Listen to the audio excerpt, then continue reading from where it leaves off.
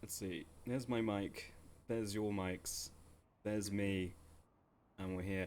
Hello, hello, hello, hello. Hello. We have. Hello. Oh, class is loud today. Thank you, everyone.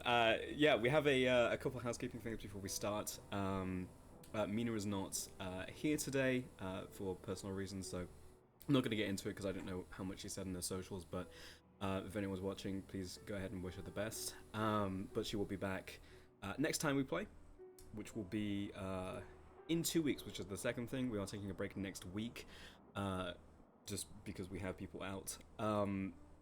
But after that, in 2 weeks from now, we will have a new player, which I personally am very excited about. And unfortunately, we'll have Freya away on that week, I think, right? When we introduce that new player. Yeah. But the week after, we should have everybody.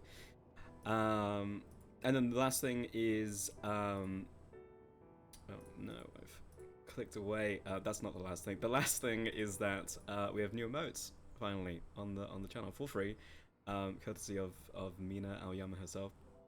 Let's see. We have Barnabas. We have Barnabas. Yeah. We have from Liesel, and we have Darius. Ugh, which I feel is probably the best description of that, and also generally how Darius feels most of the time. Yeah. I feel like these capture the essential motion of each of the characters. I agree. Very little happening in Liesel's head. Yeah. So that's very exciting. Eventually we'll have a spin emote because I feel like that's probably the most wanted thing. But for now we have these. So thank you very much, Mina. Yeah. So without further ado, let's get into it. Last time on D&D, the party, finding themselves trapped in the Shadowfell, had a few ideas about how to escape.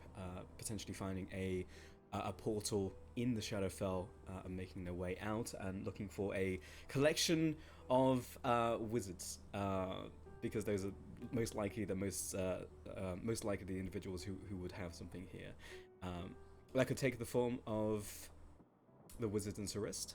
It could take the form of the wizards in Limina Academy, a institute that Liesel herself attended, and that's what the party decided. They went to Limina Academy, basically pushing through all of their remaining rations to get their bar an additional day. Upon arriving, they looked for Liesel's brother, Leon, but was intercepted by, first of all, Timothy Holt, one of the professors at the academy, and then a follow-up of students, something significantly wrong with them, unable to speak, a glazed look in their eyes, but clearly augmented in some way. And as they tried to assassinate, first of all, Barnabas, as he was the only person there, and then Liesel once she arrived, but he was eventually able to defeat them. Two of those students, as Liesel was able to reach them, taking their own lives. The party from there decided to continue and try and track down Leon, but was once again hounded and intercepted by, this time, 4 professors arriving at the same speed as the party was in the Shadowfell.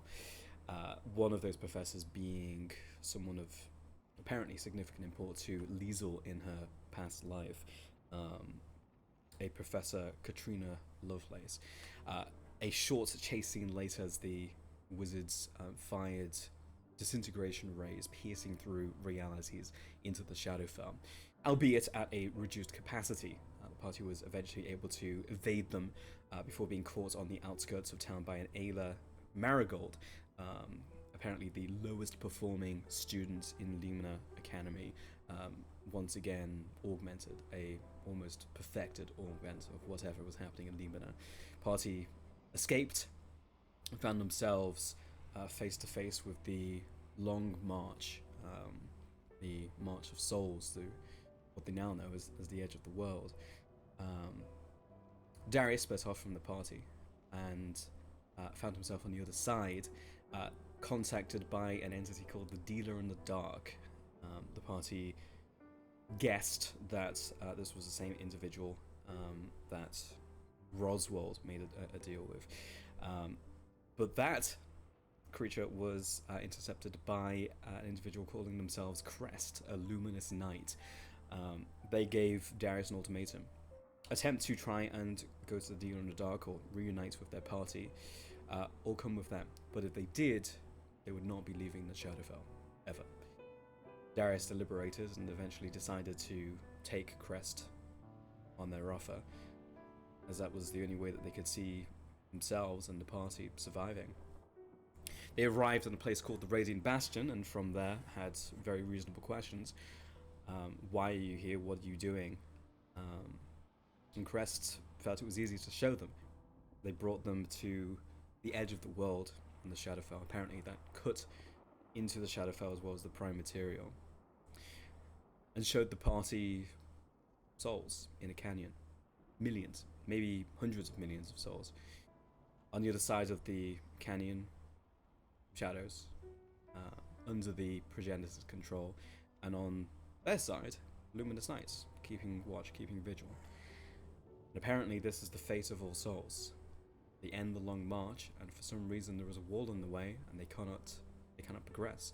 It's been like this at least for 50,000 cycles, maybe more.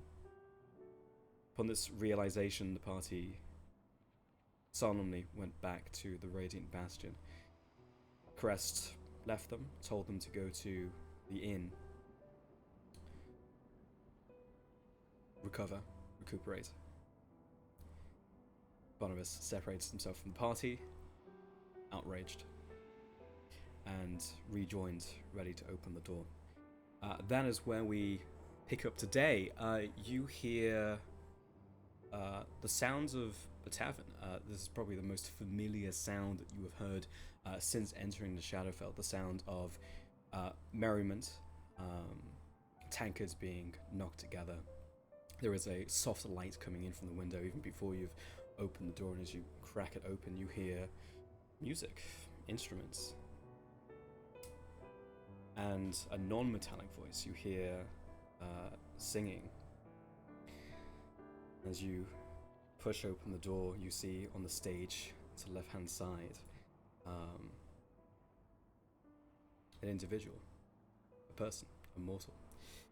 You hear, "You learn the more you live, they say. Don't settle for your lot. Opinions are like assholes, which everybody's got. So lock me up and suck me up and throw away the key." Ladies and gentlemen, war machines of an ancient age, we have some very special guests here tonight. Glass, let's get the lights on them. And there is a large fog light that near blinds you. You have to avert your gaze or put your arm up. My goodness, real living people. No offense to boys. Let's keep the music going. And you hear there are multiple warforged on the stage playing instruments as they continue. You see the individual step down from the stage. They appear to be human. Maybe no later than sort of 40s, maybe a little younger than that, maybe in their 30s. You see this very well-groomed, sort of thin mustache, combed back hair, sort of a light brown, this sort of like striped black and grey waistcoat with a flash of colour on the lapel as they come down. if you aren't a sight for sorry eyes, Theobrand, a pleasure to meet all three of you. If you don't mind me saying, you all look terrible. Understandably so. Does something mess with my hair? Hold on. Barnabas. Lisa like shrinks as soon as the light gets like shown on them. It visibly shrinks. Yeah. Glass, I can see it now. Go ahead and just put it back on the stage. Thank you. Yeah, no, your hair is fine, Fred. Everything about you, everything about all three of you is fantastic. You must be famished. Of course it is. That is the attitude I like. You must be hungry, famished. I doubt you've eaten anything fresh or even drunk anything fresh in a very long time. Will, let's get him a spread. A bit of everything. Little bit of we've got a little bit of meat here as well. What do you? Doesn't matter. What? A little bit of everything. Will. He'll be back in a second. So I think the first thing to ask you is why are you here? Well, I'm the Barnabas Zoltran, so why wouldn't I be here? Flashy name for a flashy man. Well, this is a place for damned souls. You don't really see mortals very often. In fact, it's been, what, a couple hundred cycles since I've last seen, well, mortals who decided to stick around. Well, I mean, stick around, go somewhere else. You know, what's the difference, really? We're just where we are at any given time, and look, we got into the Shadowfell and we got trapped here. I would assume that would be the case. Certainly why I'm here. Certainly why many mortals who stay here would be. Didn't have an exit plan, did you? Well, we did, but portal closed on us.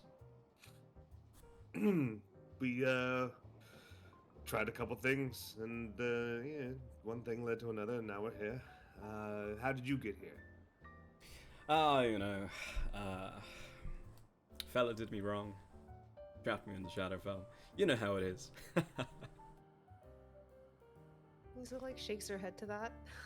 Like, no, I don't. That was a very long time ago. A very long time in my life and any man's life. Certainly. How long have you been here? Oh, I don't know, 700, 800 cycles. Suddenly Barnabas is racking his brain for the name Theobrand. Is that a name he's heard of before? You have known Theobrands in your life. You know, you've also, you know, known many Daves. But this particular Theobrand... Specifically because he was like 700 years, he's like, wait, this is like the kind of thing you might read about, right? Yeah. As far as you're concerned, this is a non-notable name. Can Lisa try to work out 700 cycles here in the Shadowfell? Like how much that's equivalent to? In the prime material. Yeah, just make a intelligence check. DC's not very high. Okay. I'm sorry, Mr. Theobrand. I don't think I've heard of you before. Most people haven't. Not like us, a notable figure. What did you get? 17. You would estimate probably pushing around 20 years. 20 cycles in the prime material, maybe a little bit less.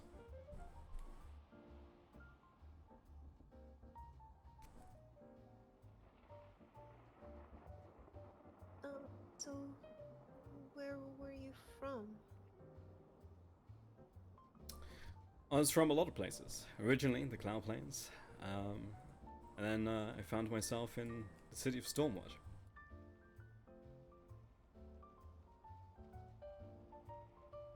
And now, the Radiant Bastion. Stormwatch. What's that place like? Rainy, mostly. With the old infinite storm and lightning.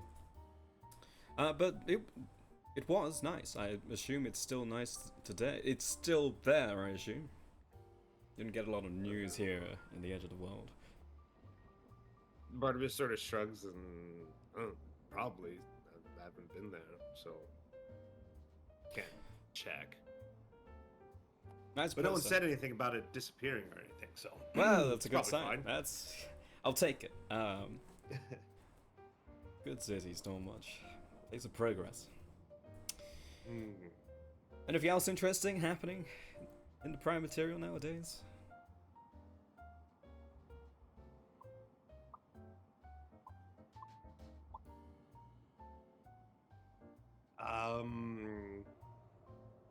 We did the shadow thing. No, I don't think so. Uh-huh. I guess 20 years, or sorry, 700 cycles. It's hard to know what, was Stratisha around when you were? Oh, yeah. Absolutely. Cloud Plains, Stratisha, Surist. I assume it's 700 mostly years? the same. Wow, 700 years for me. Barnabas. Yeah, yeah. Barnabas is clearly misunderstanding that he knows the time passes differently, but he's like completely oblivious to the fact that it doesn't mean 700 years in the prime material. Oh, Right now. Will, just set it over on the table there. And you see this Warforged just come out, sort of like a stockier, shorter build, brings down a spread of dozens of dishes. It certainly isn't the most appetizing thing you've seen in the world, but it's fresh food. There are fresh fruits, vegetables, cuts of meat that look like pork. Please, help yourself. I certainly have not had the chance to share a meal with anyone in a long time. Long time. Well, we haven't had anything but dried rations for a long time, so come, let us have a joyous feast. Yes, we have a little bit of ale, I think, hidden away as well. And you can see as you're walking over to this table, you're looking. You can see the other people all being warforged. You can see that their tankards are empty. Their plates, they have plates, but they are also empty. Please sit down. Where's my keg? Will, grab a small keg from the back. I brew it myself because no one else has reason to brew ale. The small wizard is trying to say something. Oh, okay. Where do you get this stuff from? I grow it in a small garden. How come they're all pretending to eat? Well, the biggest thing is that in these bodies, because all of these fine people here used to be living, breathing in the prime material like you and I. Well, not right now, but we used to be. And in these new bodies, they need a sense of normalcy. That's why we have this. Is why we have music, a place for them to decompress, relax. It's why their bodies resemble somewhat humans. Otherwise, the mind goes. A lot of time passes here with not a lot happening. A lot of greys, a lot of blacks, and not a lot to do. It helps them stay sane, simply put.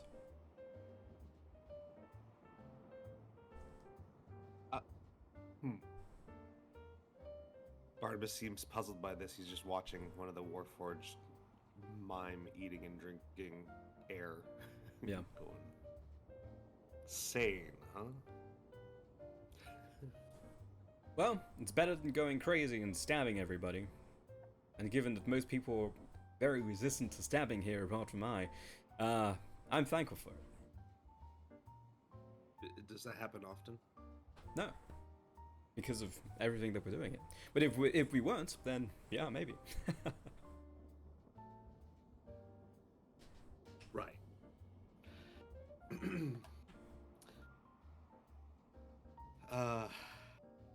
Shall we dig in? And Barnabas starts eating the food, and presumably ale's coming or something, and drinking, and Yeah, you start eating, and he pours you a tankard of actual ale from a small keg. Please. Mm-hmm. Do they have cheese? Weasel's gonna like. I'm Try to see afraid those cheese I she can do figure out. not have cheese. I would need a cow for that. I do Did not they have have one. cheese 700 years ago? Was that a thing people ate? Yes, I imagine so. It certainly was something that I used to eat. What I wouldn't do for a cheese wheel. How did you get the stuff to grow in the first place in here? Well, traded for it. pretty much traded an arm and a leg for 2 pigs. But it's enough to sustain myself. As for the seeds, I paid for those as well. And I have a small garden in the back. You see the little bit of light here, regardless of whether it's magical or not. In this city, we can get a little bit to grow. We being I. They don't help you with the gardening at all? It's not in their miming? Oh, they help, yes, but you get divorced from living long enough that it gets to the point where you stop really understanding exactly how it works. You just look across and you see the Warforged, like, you see them like miming drinking, but it's a lot more mime and a lot less natural.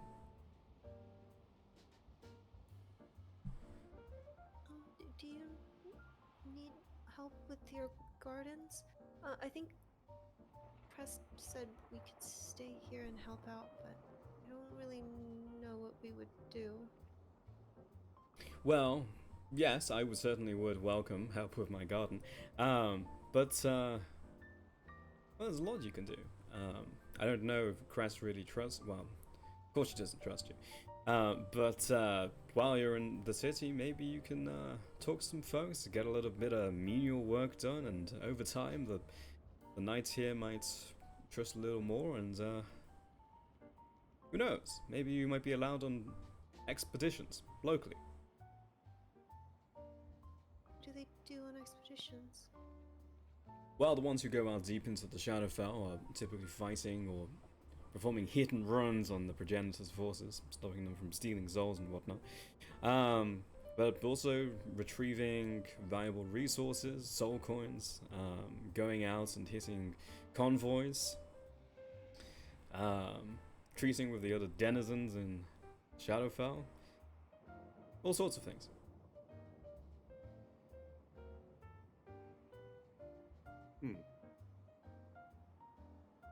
700 cycles, you said, huh? Ish. Could be more, could be less. You ever try to get out? Try to get back? Watch him sort of like look around and turn his chair towards you. Yeah, of course. What do you think I am? But I think every single time was a little half-hearted. And Crest knows that, but when he looks around, is he like scared of like people overhearing that? make an insight check. Or...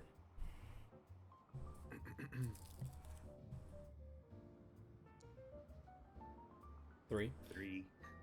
He's angled himself towards you. It's possible that he's just trying to find a more comfortable seating position. It's unclear. Huh. Half-hearted. Not much to go back to, I guess, after 700 years. I don't know. As I said, I get very little news down here. But, well, I personally want the easiest thing for the Luminous Knights here to do is let me continue living. I'm not quite ready to be a tin can. You know what I'm saying? But they could very easily turn me into one. Or just let me rest in the Garden of Souls. Neither of which I It would be frustrating really if... I understand. I don't want to... the idea of being a tin can does not appeal to me either. If push-ups did not make your muscles sore and then bigger, what would the point be? You see like a sort of degree of confusion that is sort of like actively trying to be hidden on his face, but not strongly. Yes, I mean, I suppose we all have our reasons for wanting to live, and it's as good as one as any.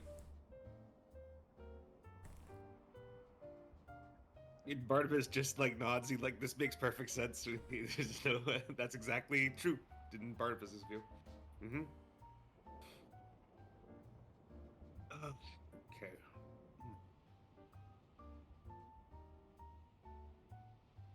Well, Theobrand, your singing was lovely. Thank you. My primary trade and prime material was a minstrel. I felt like I was good at it. But performed at most local bars in Stormwatch. It felt almost modern, which, you know, 700 cycles. I commend you for. Yes, well, I mean, yeah, I don't know how long it wasn't. Yes. Oh, did I misunderstand how this works? Hmm. So if you were just a minstrel, how did you end up? What, who would put you in the Shadowfell? Did you like trip in? Did you trip? Let's say yes. The actual story is very long and very tiresome. It's certainly a story for another time. So, yes. Don't have much time right now. That's true. We have nothing but time. Yes. I know that you had a lot of excitement over your probably last couple hours especially. But certainly even before that, upon arriving here, I'm very glad that you did. A lot of bad ways to go here in the Plane of Shadow, but things will start slowing down soon for you. A lot. There's a lot of things you can do here. You can be a service to the knights, you can hang around with me, you can learn to play an instrument, you can learn to sing, we'll perform on stage together, or you could do nothing. Stare out at the black abyss as long as you want. It's up to you.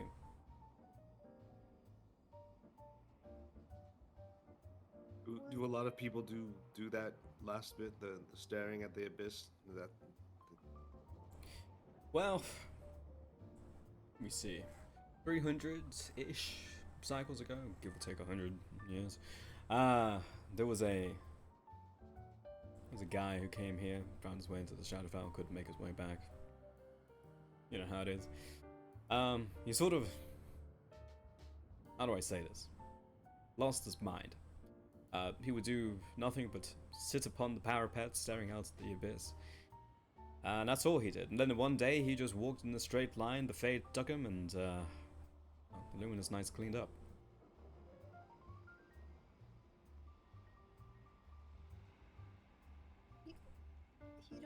People don't age here? Oh no, you certainly will. Something that happened to me in the Prime Material. Again, long story. But I age either much slower or not at all. I feel like I have more grey hairs now than I did when I arrived, but I'm not really sure. I genuinely don't remember. But at the very least, I live a very long time here. That's the power of exercise. Sure. But the point is, you will age.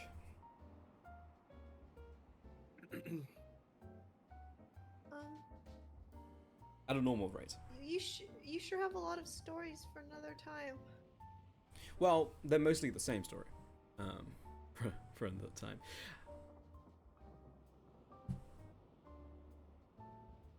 Well, when you have the time, it would be nice to hear it.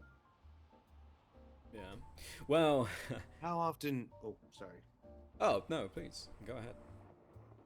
How often do you get out of the Radiant Bastion and see the rest of the Shadowfell? Me? I don't.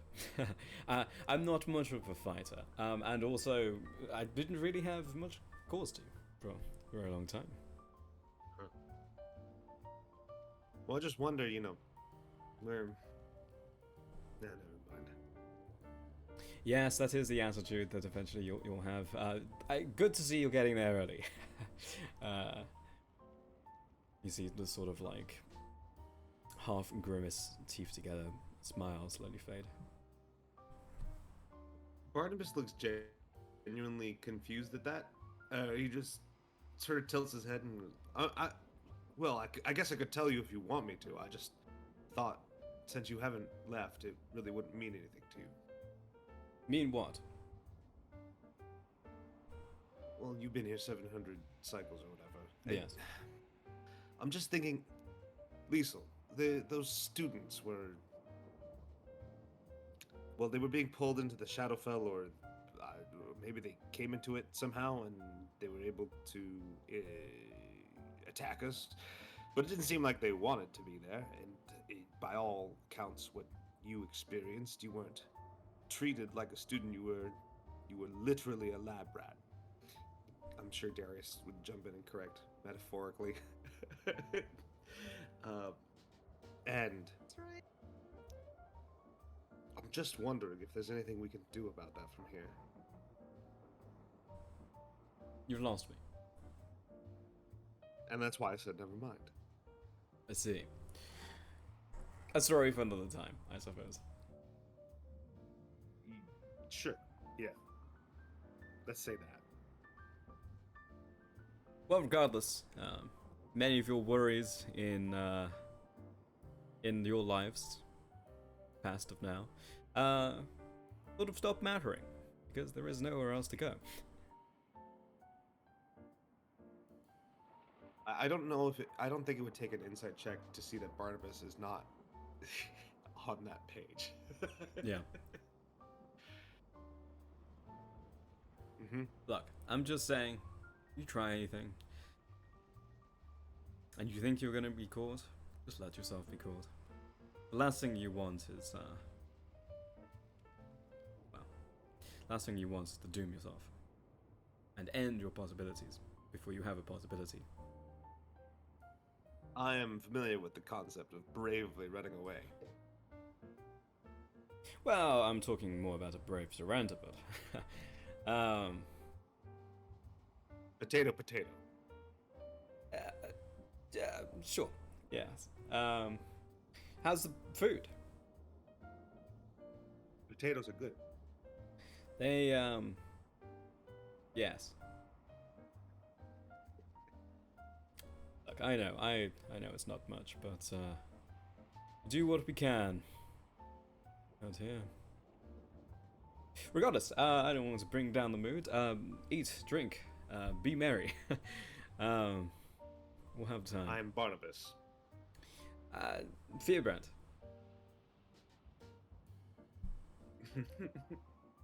Right. So don't call me Mary. Yeah. I'll leave you to it. Gotta get back on stage. Got a crowd to entertain here. You see, he sort of straightens himself out just off his waistcoat and walks back over to the stage.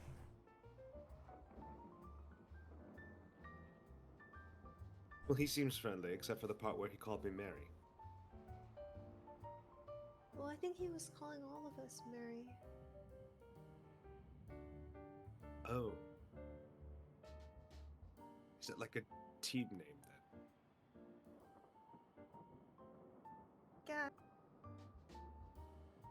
Sorry, I didn't catch that. I guess. I don't know if that's what he meant.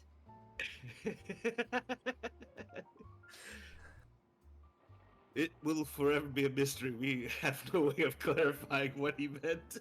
I guess we'll never know. At any rate, how are you enjoying the food? It tastes really good. I think it's just because I'm hungry though. Food does taste better when you are very hungry. You don't seem that happy that we're here. Well, we are here now, and we must make the best of it. But obviously, I want to go back to the prime material where the glories I win can be adored by the living. There's not much glory in, go out in glorious combat here, but who would sing about it? Theobrand, I guess, but to this crowd. No offense. They seem nice.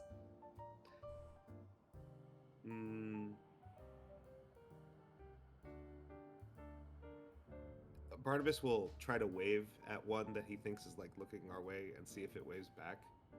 Yeah, half the way across the bar, they see you wave. And you see the head tilt, but obviously your faces are incapable of making any change, and they just wave back. Yeah, I suppose they're nice enough. If somewhat confusing.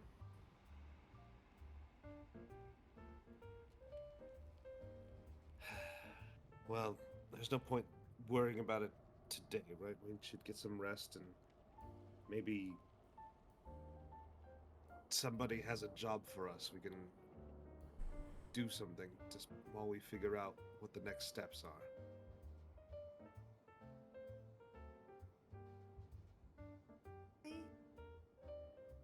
I I want to help the people here, but I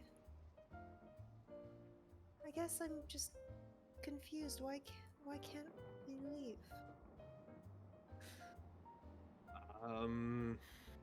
Well, Darius made some kind of deal or something, and I don't know what that really entails, but I didn't make that deal.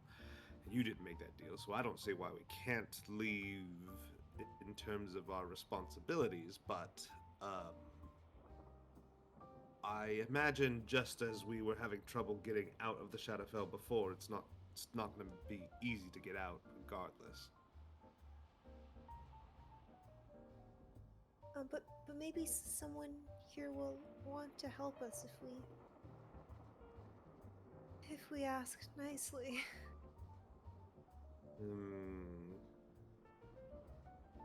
I'm not trying to be machinist, warforgist. I'm not sure what the right word is. But I can't actually tell, very well who's who right now. Might take some practice.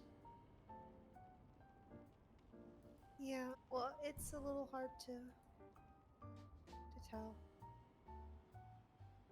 I guess it just I guess there's not much I want to go back to in the prime material, but it feels wrong to be here. Anyway. What do you mean you don't want to go back to the prime material? Oh, well, I was just running away, and I guess if that were my goal, You run I've about done as it, far as you can run, huh? but it doesn't. Well, what about that big fuck off wall?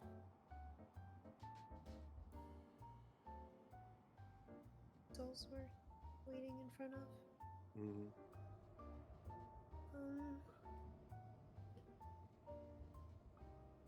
Can't keep running if there's a wall in the way. That's all I'm saying. Right, but maybe it wouldn't be so bad to wait. It looks incredibly boring, doesn't it?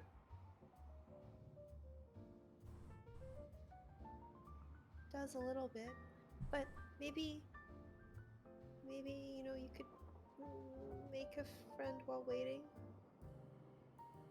I suppose so. That's kind of what we're doing now, making friends or something. And waiting. Takes a big swig of the ale. It just feels like if we're waiting there or we wait here, it doesn't seem that different, does it? Suppose not. But don't you want to do something about that? That was your school, wasn't it? That Luna, the Lumina, is that the right name? What? Fluctusvale? Yeah, Lumina. But what could I do about it? Well, if we could get back home and out of the Shadowfell, I think that if I wrote a strongly worded letter to the right person, that someone would do something about it, probably. And of course, I would need to include your account of things in such a letter, and that would be important in that. Darius is too. I mean, just the bit where we saw what we saw, but Who could do something about it? you know, Saris. The, there's lots of problems in Saris, but you know, there are people who care about these things who would do things to fix them if they knew about them. You can't do experiments like that on people. It's not allowed. Wasn't allowed. Hmm? I didn't know it wasn't allowed. Well, of course not. You were a lab rat. Literally. Oh, Metaphorically, says Darius. right. Yeah. But yeah, I guess I felt like if I could do something about it, maybe I should have. Well, I don't think we can do anything from here.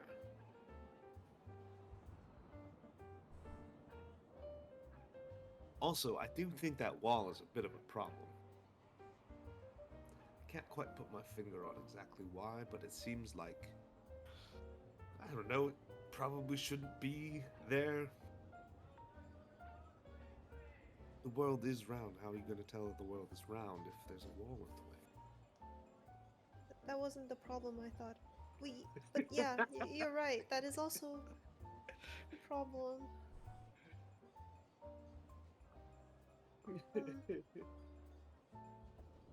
But Crest said it's been like this since the fall, before the fall. Yes, yes. Maybe it's always been that way.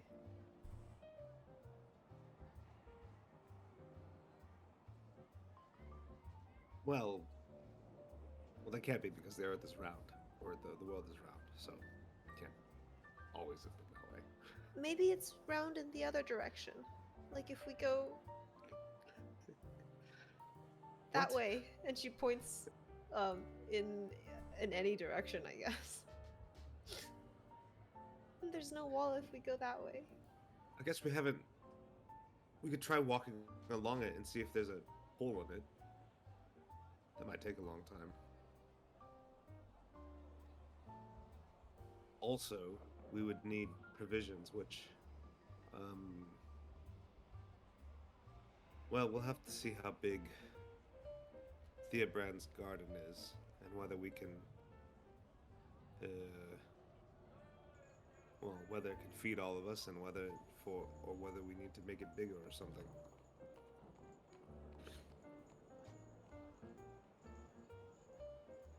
Maybe we can help grow crops for a few seasons before going back. Oh, a few seasons. I've never grown a crop before, though. I mean, neither have I. Do these look like the kind of hands that sow crops? And he holds out his hand. It's like blistered and calloused from all the swordplay and exercise he does. Like, it's not clear that it wouldn't be the kind of hands that would do that. She just like looks at Barnabas's face and then his like hands, and she's trying to figure out what he wants her to say. I think you would be good at it.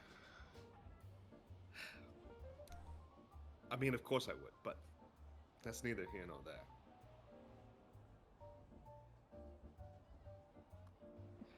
But we have to figure out what kind of supplies he has, and whether we can make enough rations to actually do some kind of trip with the supplies that he has, or whether we need to expand them somehow. I suppose we might as well settle in for the long haul. I don't want to be here for so... Time does work differently, huh? So 700 wasn't... Oh. Just now Barnabas starts to put together that 700 cycles does not mean 700 cycles in the material plane. Yeah, I think it works differently. Yeah. Right.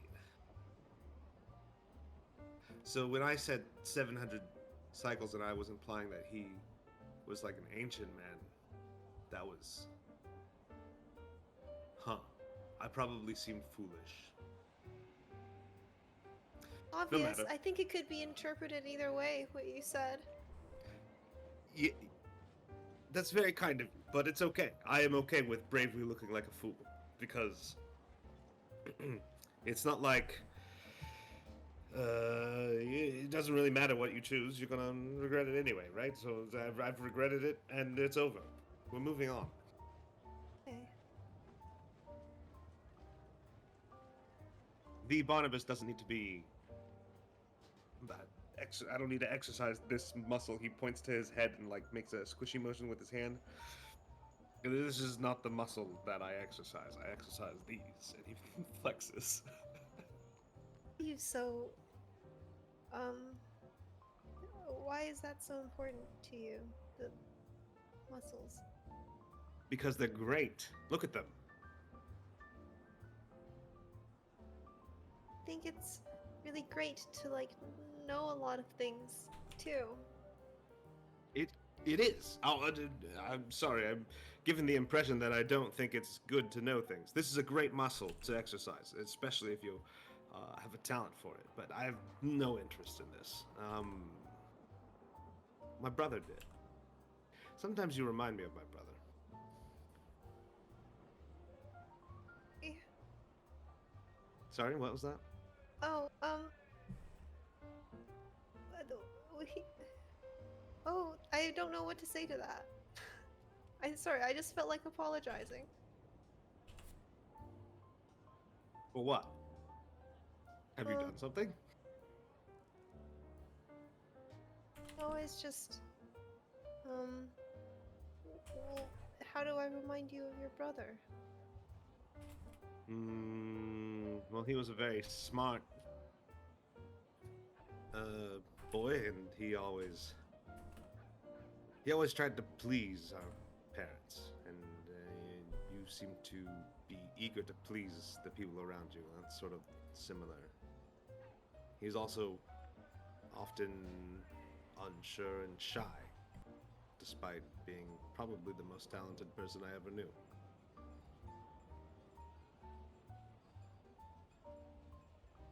Anyway,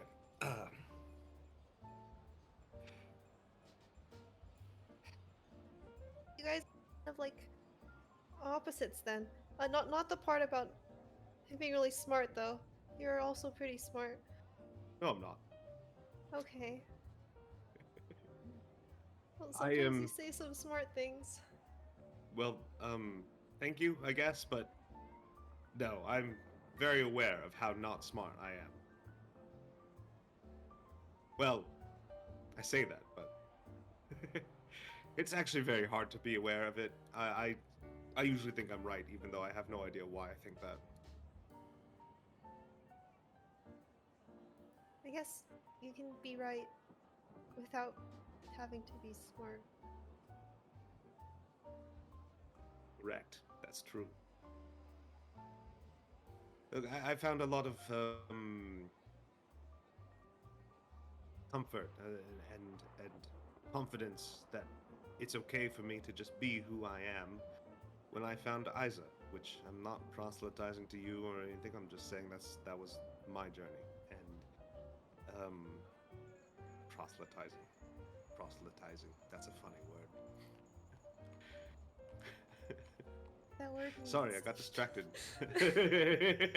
Got distracted by the big word that I remembered how to use for some reason just now. I'm not preaching to you about Isa. I just want to say that was my journey. I realized you must just do your best and don't worry if it doesn't go well. It's not your fault if things go wrong. And just like making a fool of myself because I forgot how time works differently here, it's not my fault. Society didn't tell me, so it's society's fault. I told you it was my fault. No, no, no. I didn't hear you. And that's society's fault, not yours. How that society's fault? Do you hear the clinking of the plates in here? It's very loud. Right, I should speak up. Sorry, what was that? Speak up, little wizard. Uh, Louder! right. Louder! Right. Very good.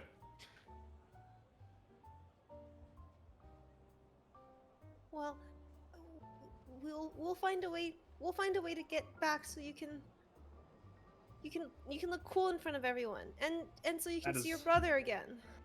Well, not that part. You don't want to see him again? No, it's just he might be here somewhere, actually. In in the Radiant Bastion? No, my brother. My, my brother is dead.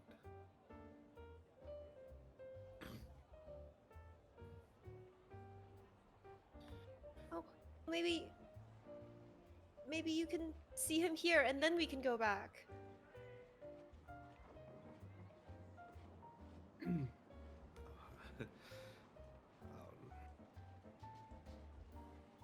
Well, we do have a lot of time, right?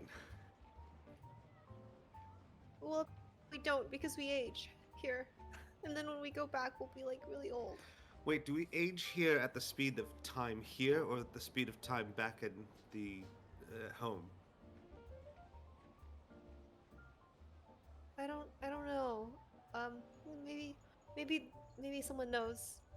And she takes out her books and tries to see if there's anything in her books that like would say like you age at the speed In of Shadowfell. time here. Well, there isn't, but what I will say is that Fearbrand said in the conversation he just had with you that you will age normally here. So when he says that, does he mean normally at the rate you would, according to time in the Shadowfell, or the rate you would according to time in the Prime Material? I feel like if I answer either of those questions, it's going to be misleading. You will age normally. There will be no dilation or change to the way that you were aging as if you were here or in the Prime Material. Like if we went back, we would be like older than. Like So- if she went back, she would be older than her twin. She would look older than her twin brother. So, for example, if you spend a year here, you will have aged 1 year. Okay. Yeah, If- that's what. If you spend 10 years here, you will age 10 years. Right, and then you'll go back 10 years older. Yeah. Even if I'm not sure what the time. And then when you pass Dilation transfer. through into the Prime Material, you will have aged 10 years. That number will not have changed. Right.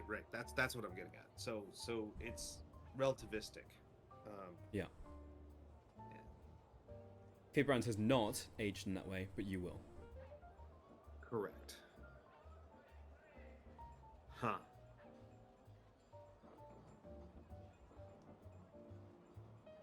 So, not all the time in the world then. But we also still don't know how to get back, so until we figure that out.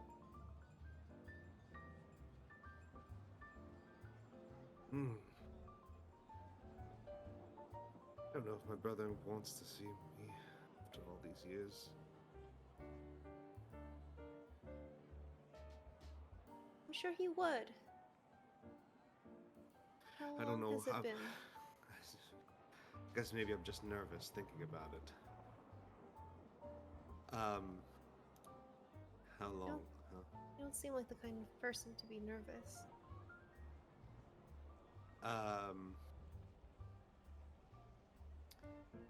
Well, not about most things, but this is my brother Sherman we're talking about. So, I mean, even if he died and came here, he might have figured out a way to get past that wall. To be honest, he might not even be here waiting.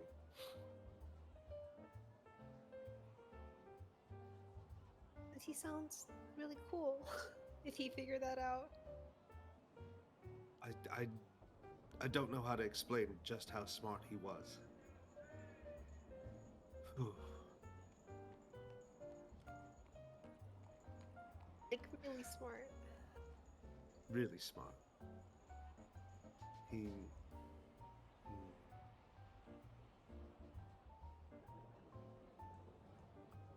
So was he a wizard? Yeah, he was a wizard. It was. I maybe should have wrote this down instead of burying it in the details of my backstory, but I think it was a little over a year ago. I might change that later if I figure out that I was wrong, but I think it was a little over a year ago that he died.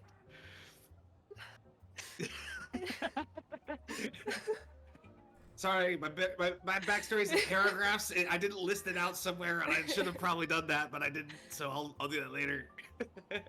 We're gonna go with about a little over a year ago, maybe, but also maybe not. Maybe a little longer. 1 to 2 years ago. We'll go with that for now.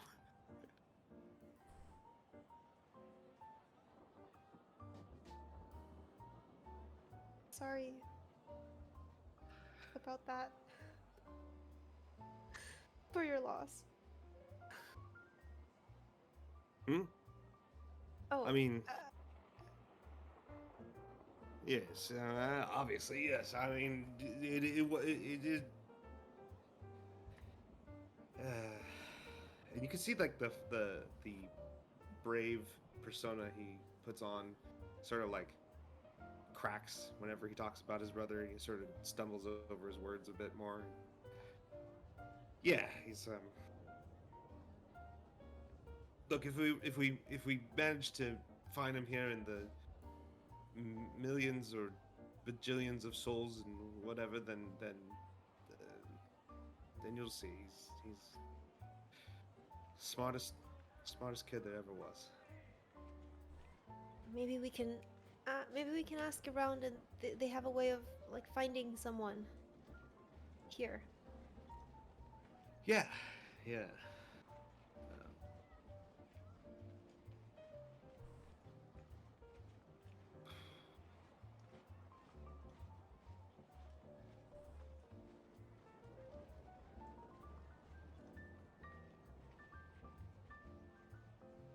It's nice to learn a little bit about you. I feel like we're becoming friends. Yes, we are. Yes. Of course we're friends. We are comrades in arms. What better friendship could there be? And he, like, slaps Liesel's back, probably a little too hard. He's trying to hold back, but... She yelled.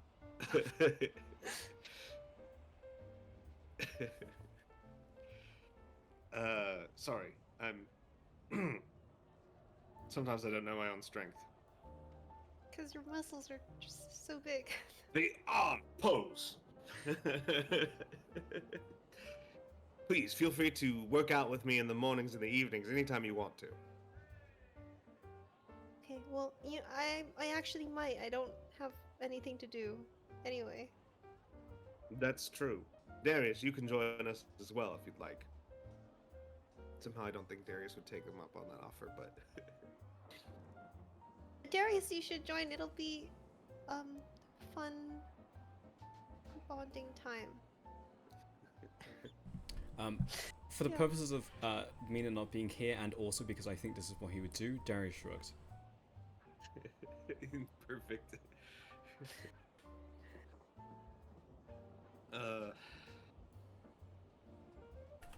Well, I suppose we have to find if we have rooms or something here, or how this all works. Right. That would be nice if we did. It would be nice to sleep in a bed. Yes, hopefully it's not something horrible like a slab of rock. Why would anyone sleep on a slab of rock? There are crazy people in this world. That sounds really sad. It does sound really sad. I wonder who would do something like that.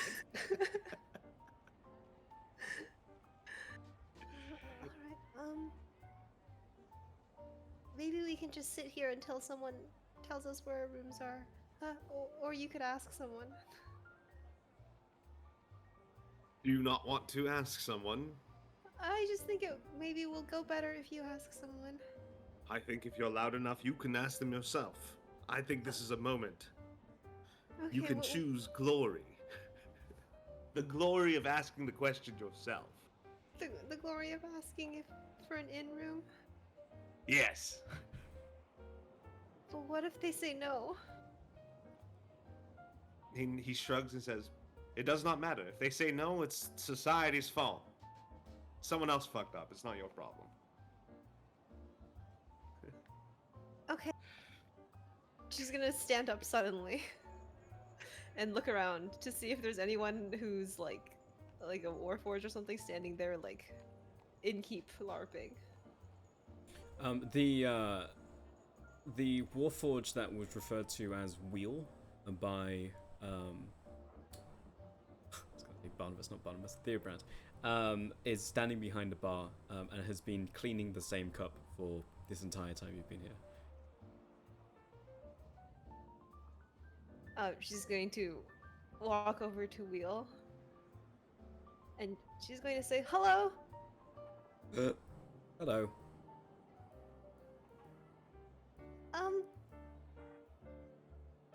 Do we have in rooms to stay in?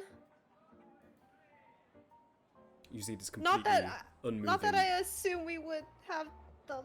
See this completely unmoving sheet of metal just staring at you. We have rooms here, mortal. Or I assume you will be put in the living quarter. Court. Yes, because you are living. Where is? Whereas, what? Speak up. It is loud in here. Where is the living quarter? The living quarter is south of here, in the city. But I believe Theobrand will show you later. Today. Tonight. So we don't have in rooms here? There are rooms in here, in the Radiant Bastion, but I feel like the living quarter would be more comfortable for you. Mortal. Thank you very much. You are You can see Barnabas giving a welcome. thumbs up from behind. Liesel's gonna like bow a little bit and then scurry back over. Entire time the arm is sort of mechanically just wiping and like twisting, wiping the same glass as Liesel runs back over. I couldn't get rooms for us. Excellent. Good job. Oh. Okay. You seem down, Well, I couldn't get rooms for us. but you went up there and you loudly asked. With glorious confidence. Did that look cool? You see him hesitate for a very noticeable moment, and then he says, yes. Can I tell if he's lying? I think it would not take much of an insight check to tell that he was perhaps had to think about it too long. Okay. Okay. But he did mention that Theobrand would show us to the living quarters. Oh, then you did get us rooms. Even better. Not in the inn though. Barnabas shrugs, goes, why does it matter where the rooms are? I guess it doesn't matter. It just feels kind of bad being told no.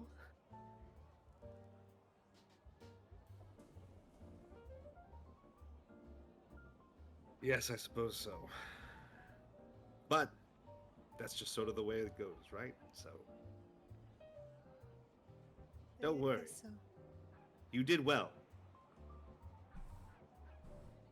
And frankly, I think it was a good result because normally you just regret whatever you do anyway. So You do? I do? that's the way of the world.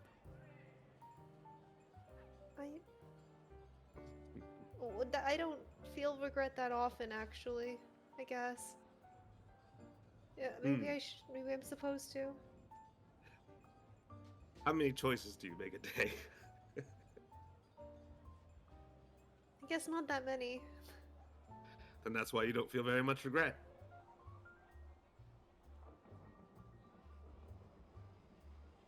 See. Um. That. But you. You still have to make the choices anyway, right? Maybe you should feel better about them. I Instead feel of going great to have about them. Okay. Even though you regret it? What's the point of feeling regret? You're going to feel regret anyway. So you don't feel regret? Correct. Oh. Okay. This is really this Isa stuff's really difficult. I think it's pretty straightforward once you get the hang of it. Just always do your best and also do whatever is easiest for you.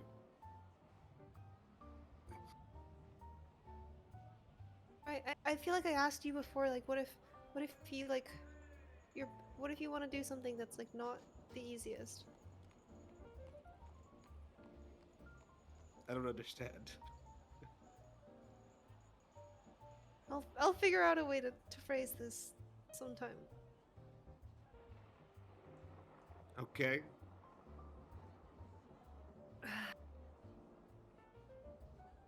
What it boils down to is that you should just do whatever makes you feel happy. To some people, doing push-ups is not easy, but if you do push-ups and you realize how good it makes you feel after, it becomes the easiest thing to do.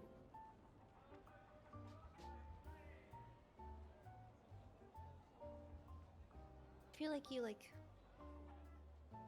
say some things that contradict other things you say sometimes. I don't know what you mean.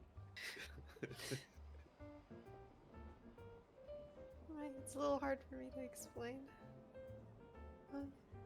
Well, when you figure out how to explain it in a way that makes sense, let me know. I will.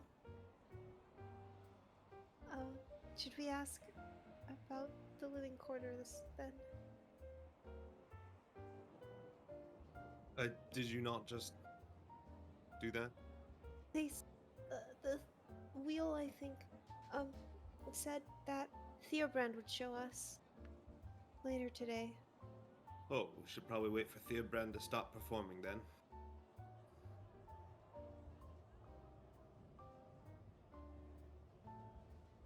Unless you want to interrupt him, you could do that. She's gonna look over at him performing. See him on stage with this small quartet of Warforged all playing different instruments.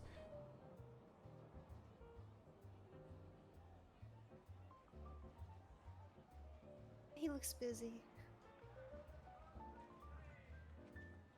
Do the Warforged seem to be entertained by the music, or? The ones in the audience? Yeah. They seem to be at least imitating what would you would usually see in a bar, at like a dive bar. They're like clinking their tankers together. They're talking and making small talk, but there is something uncanny about the entire experience because they are moving slightly unnaturally. They don't really have the small like fidgeting movements that you would expect from people. And also there's no literal facial or real body language to see. They're just sort of going through the motions. Like Fortnite emoting. Yeah, it's quite literally mechanical.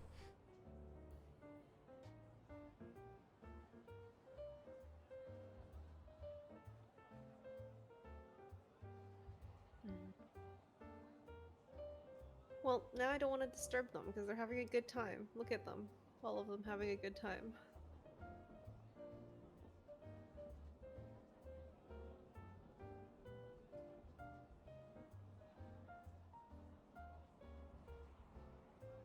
They are. They're having a good time. So, you know, sit back and listen to Theophilus Theobrand play. Yeah. Lisa will also eat another helping of food. The hours go by, and the guests sort of ebb and flow. Some people enter, some people leave, and as the hours pass, almost everybody has churned. All of the original Warforged that we here have mostly left, and new ones have joined. And the atmosphere is almost exactly the same, almost being at a decrepit old amusement park with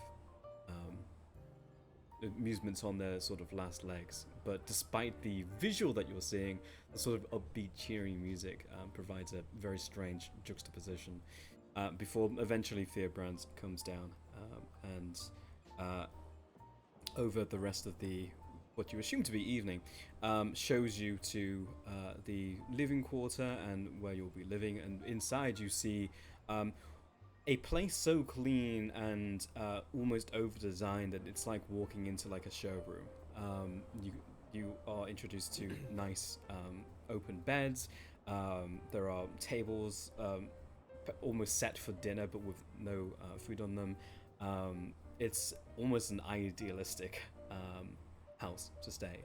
But as you're moved through the living quarter, you note that while this is a relatively large place in the city, there is no other movement here, and Fearbrand informs you that because there are no other mortals here, this entire residential district you have to yourselves, of the dozens, if not hundreds of houses here. But regardless, you are given your pick up the litter of literally any entire house that you want, and you're able to pick them out. In that time as well, because you two showed interest in his garden, he would have showed you, and easily you would estimate that like this is a garden made for one, maybe two people tops. This is enough for a person to live and survive on. But it certainly is not enough to take. If you took everything here and condensed it down into rations, it would not be able to achieve the goal that you're looking for. However, it certainly could be expanded, but you know that will take some time. You finish up with the rest of your evening, and you rest. You can go ahead and take long rests now. And from here, we will move into a different frame of time. We will be moving in cycles. Ooh, okay. Well, with that in mind, Take a long rest. quickly say that Yes. that I did do some snooping in Barnabas's backstory to try to figure out the exact time. I think it's actually closer to 3 years ago. It's somewhere between 2 and 3 years ago, but it's closer to 3 years ago that his the brother died. positive message that's 3 years ago. Oh yeah. Oh, I see that. That I got it. I honestly thought you had read that and then were passing it off as your own, which I thought was amusing. But it's now I'm knowing I you just- did see I- it. snooping. And by snooping. I mean, I was told. No, I just didn't see your message because I am blind. Yeah, I believe it's. I believe it's like either late 2 cycles or 3. Is my understanding. Yeah. It's close to 3. Three's like Yeah. a good rough estimate. Sorry about that. Just wanted to correct it since I had figured out that information, and then it turns out that also our DM had figured out that information, and I missed the message. Yep. Dude, it was so funny when you're like, you remind me of your brother. He was really smart and really shy, and you're really shy. Really smart, really shy, I mean, and dead. also dead. Sorry about that, but you know, it's maybe. You know, maybe the reason you remind him is a little more complex. Okay, so from here, there are a lot of options that are open to you, and there are also are options that are close to you until you sort of establish a relationship with certain individuals in the city. First of all, I'll swap over to city map. Oh. This place looks spooky. Yeah, you very early on learned that the inn itself is called the Radiant Bastion, and Fearbrand informs you that because it is the place where most people frequent, it has always become synonymous with the place, and thus when people refer to the city, it's the same name. It's the Radiant Bastion. They're referring to the city or the inn. But yes, from here, the question is, would you establish a relationship with the Luminous Knights? Would you attempt to talk to Fearbrand? What are your general goals over the next cycle?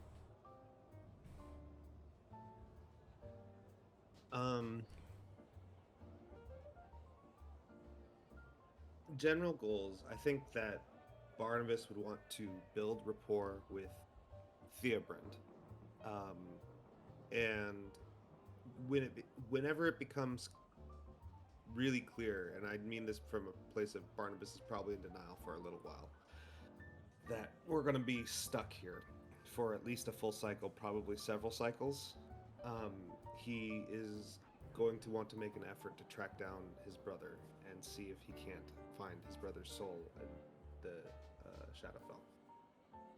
Yeah, I'm going to say go ahead and give me a persuasion check, and this will encompass your interactions with Fearbrand over the year, and see how much he's willing to sort of disclose to you. Natural 1. My attempts at trying to get him to bond with me mostly involve trying to get him to exercise. Yeah, of which he is exceedingly reluctant and resistant to. And over the time, you feel like you could probably foster and form a relationship here, but for some reason you just seem to be talking past each other a lot of the time, and not exactly sure why, but it's entirely possible that with more time, which you have, something could happen here. But you were unable to gain any real information sort of regarding being able to go on a personal excursion in this time. Okay. Lisa. I don't know. Tell me like what this would look like, but I guess she would be really curious as to like how these buildings were built and how this place came to be. So she would like look into that. I don't know if there's somewhere. I guess it's mostly just asking people. But if there's anywhere that they would have records about that, she's just like curious as to why there's like who built this place and how. Yeah, I would say. I mean, I think this is more of a social check to try and gather information from people. So make a persuasion check.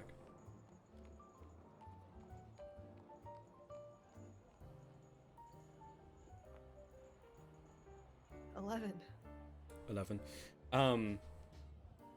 Fearbrand offers some information of what he knows, but it's very scattered, and it becomes pretty clear to you that he actually does not seem to know exactly what he's talking about, and he's either fabricating some of this information or giving it his best guess. But over time, you are spoken to by some members of the city, including Crest herself, and she informs you that this was an outpost formed a very, very long time ago, and it seems like almost this definitely was a Cadist outpost, but they sort of moved in like hermit crabs, and before that, it was some sort of even more ancient faith that happened before the fall and predated even Crest's existence, predates the Luminous Knights. So this place has changed hands many times over the years. The statue that you see in the city is large and grand, and is that of Lucanda, and is certainly much was installed later after the holding by the Cadis. But the statue itself has now been modified and resembles Crest, who has become, and as you talk to people around the city, has practically become a mythic figure among the Luminous Knights, as firstly the first Luminous Knight and the figurehead of their movement. So this place, like, the buildings fell, like, into the Shadowfell from the fall. Or were The understanding is that this predates the fall, and thus was either transported into Shadowfell through a different means, or was built here. Oh, okay. Is that the living quarters, or the whole city? It was. Sorry. The whole city, this entire The settlement. whole city. Okay. The entire settlement. Okay. Talk to someone famous. Crest. I mean, I imagine Barnabas would be on the lookout for historical figures that people he's read about. Yeah, and despite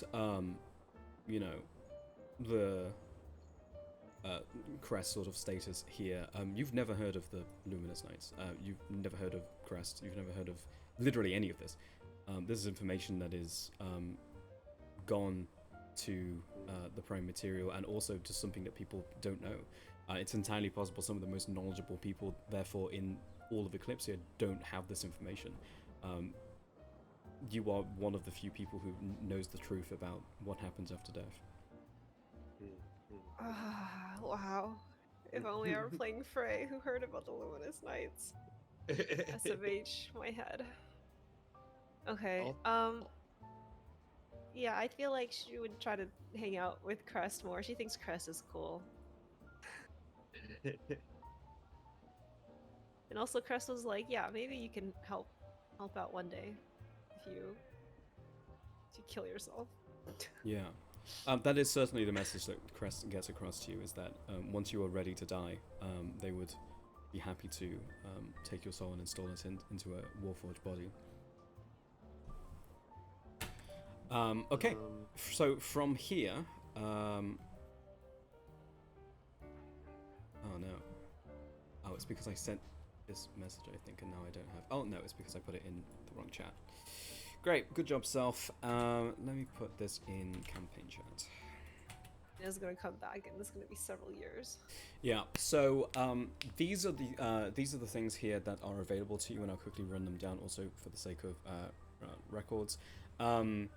These are things that you can potentially achieve while here. Each one of these choices will cost 1 cycle, and then subsequent choices will cost the last cycle plus 1. So the first one will cost 1, the second one will cost 2, the third one will cost 3, and so on. None of these are possible until you establish a rapport with the Luminous Knights or with Fearbrand.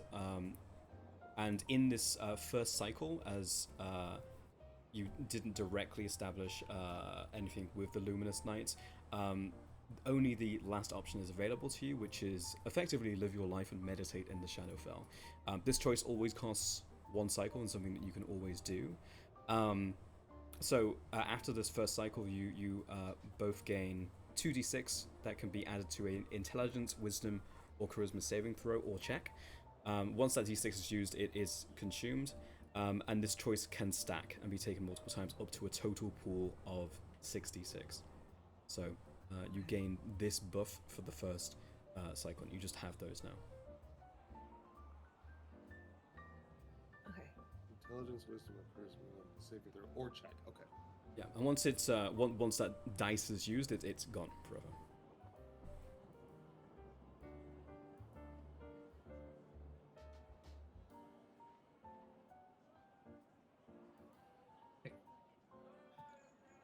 Can I see what those spells do? Not until you establish a rapport with the Luminous Knights.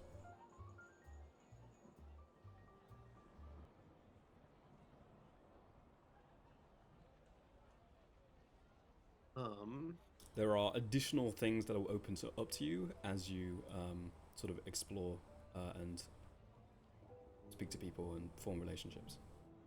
And just to make sure I'm reading this correctly, Luminous Blessing is a feat that's available after that prerequisite? Yes.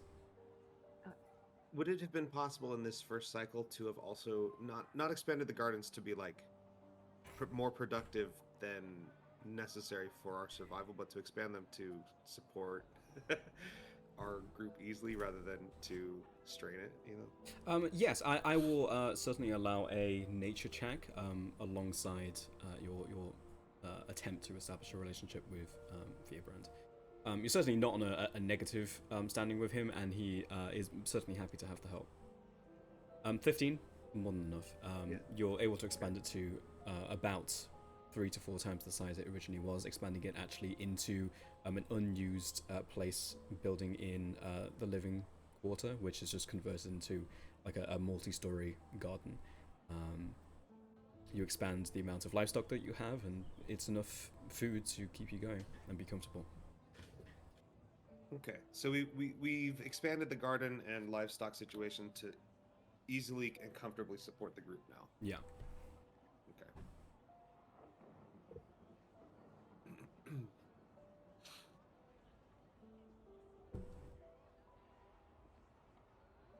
But over this cycle, you just stay within the confines of the city. It does not seem like within the few brief interactions that you have with Crest and the other sort of leadership of the Luminous Knights, you have no interest in either allowing you to leave or having them join on expeditions in this time.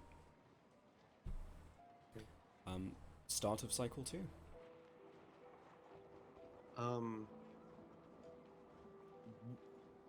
Now that we've been here a cycle, when Barnabas goes around and like observes, we eat at the tavern, we live our lives here. Has he observed any of the Warforged training at themselves at all, like doing drills or exercises or anything? Yes, absolutely. Do they do anything like that? Yeah. There are something that you hear often, even from the living quarter, is the sounds of running. And you learn that it's not for the purpose of stamina, because stamina has no meaning to them. It's for the purpose of making sure that the joints are well oiled, making sure that there are no problems out in the field. It's more of a maintenance routine check.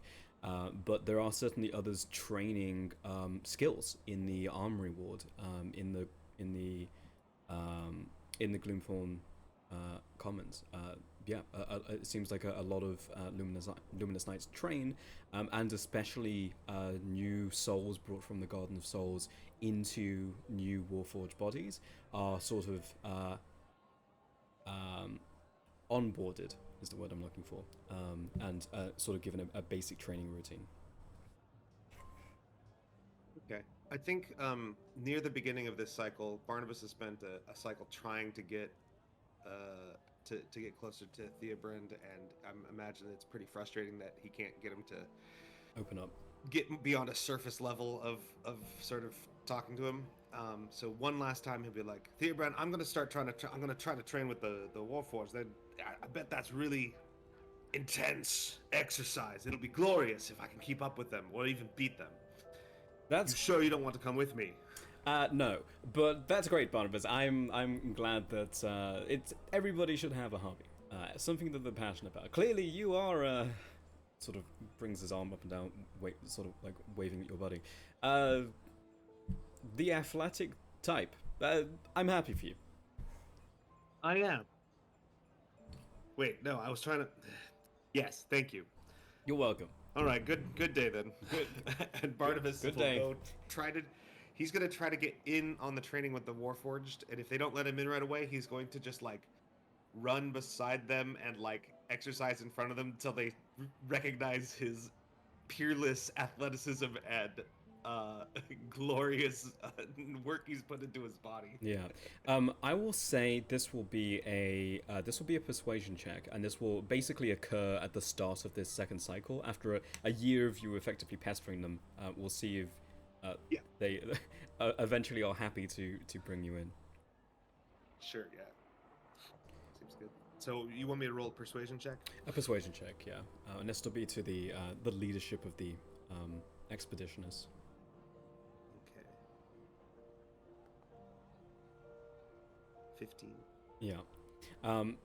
Certainly you can sense it over time. It goes from you almost being an invisible figure who is dancing around them to eventually a spot in the formation being empty and you filling it in.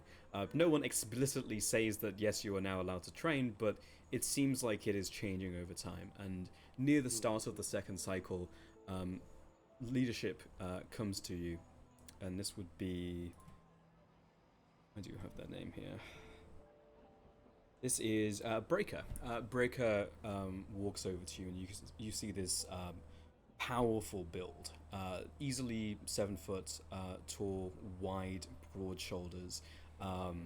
This is a Warforged built for combat, and not stealthy combat either. This is a powerful Warforged, and they walk over to you. I will allow you to train. I will allow you to train with the rest of us and teach you our ways if you are interested. Hell yeah. Pose. Yes. You will learn that there's nothing flashy about what we do, but it is necessary. We are the right hand, the sword arm of the resistance we have here. You are necessary. Without us, all souls would be doomed. Yeah, I mean, you say it's not flashy, but that was a really cool speech you just gave, so I'm in. Take up the chosen weapon and we'll spar today. And Barnabas takes up. I don't know if they have practice swords or whether he just wants him to use his regular sword, but he'll whichever one he's expected to, he'll. Yeah. You actually note that, and you can see this from a glance. There are no training swords. Everything is with a bladed edge. All right. Probably He picks because up his- it's much harder to damage the Warforged because as they are not made of flesh. It's good that he wears full plate then, I guess. Yeah. So And he'll yeah. grab his sword and jump in. Yeah, and you rapidly learn that you train in full in your full plate, combat ready, making sure that because the Luminous Knights do not hold their punches in the course of training. As a result of that, you proficiencies and ability scores, as well as feats, are open to you, and you may choose. Okay.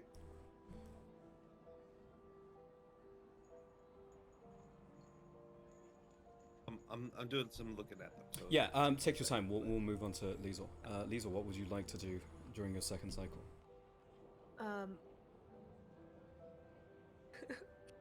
I'm like thinking if I should meditate to like be able to. Okay, first of all, I'm really bad at all charisma checks, so I'm like maybe I should bank some more meditation die before I try to make a persuasion check on getting to know these people. But maybe I can get to know these people in a way that's not a persuasion check. But I kind of suck at everything. Well, this is already at the end of the first cycle, so you do have 2 die to play with. Yeah, but I don't know if that's enough when I have a -2. Well, it's not great. Because like if I... Can I decide to use it after seeing the result of? Yes, you may. Yeah, it almost acts like a bardic inspiration. Okay. You know what? If it doesn't go well, we'll meditate again next cycle. I'm gonna try to she's gonna try to like help out wherever she can with some of the Luminous Knights. Maybe like small things like helping with maintenance or things like that,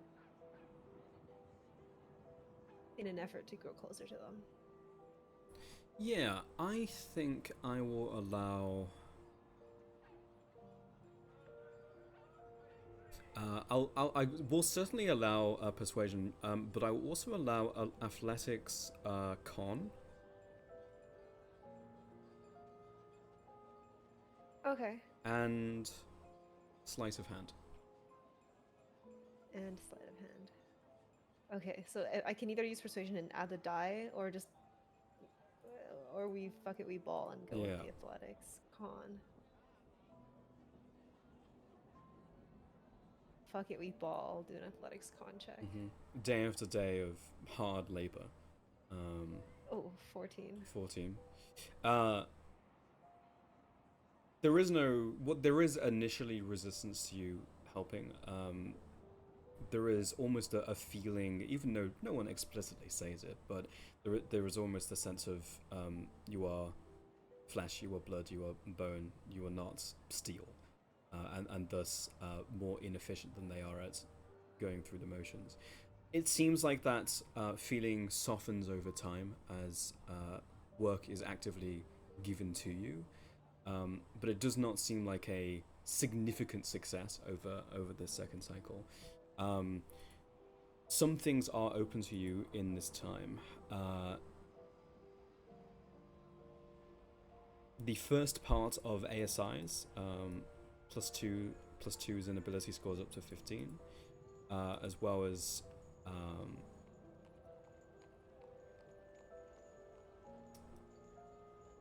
that would be it, actually. That would be available to you. Okay.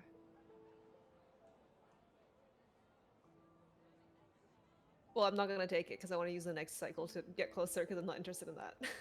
Okay. Wait, sorry. Is it like if I take it, it takes time to take that ASI, or is it like that's just something I can? That would be one of your choices. So for this second cycle, it would take the duration of this second cycle, the cost of one cycle. But if you meditate, it will not advance how long it takes to do things going forward. If that makes sense.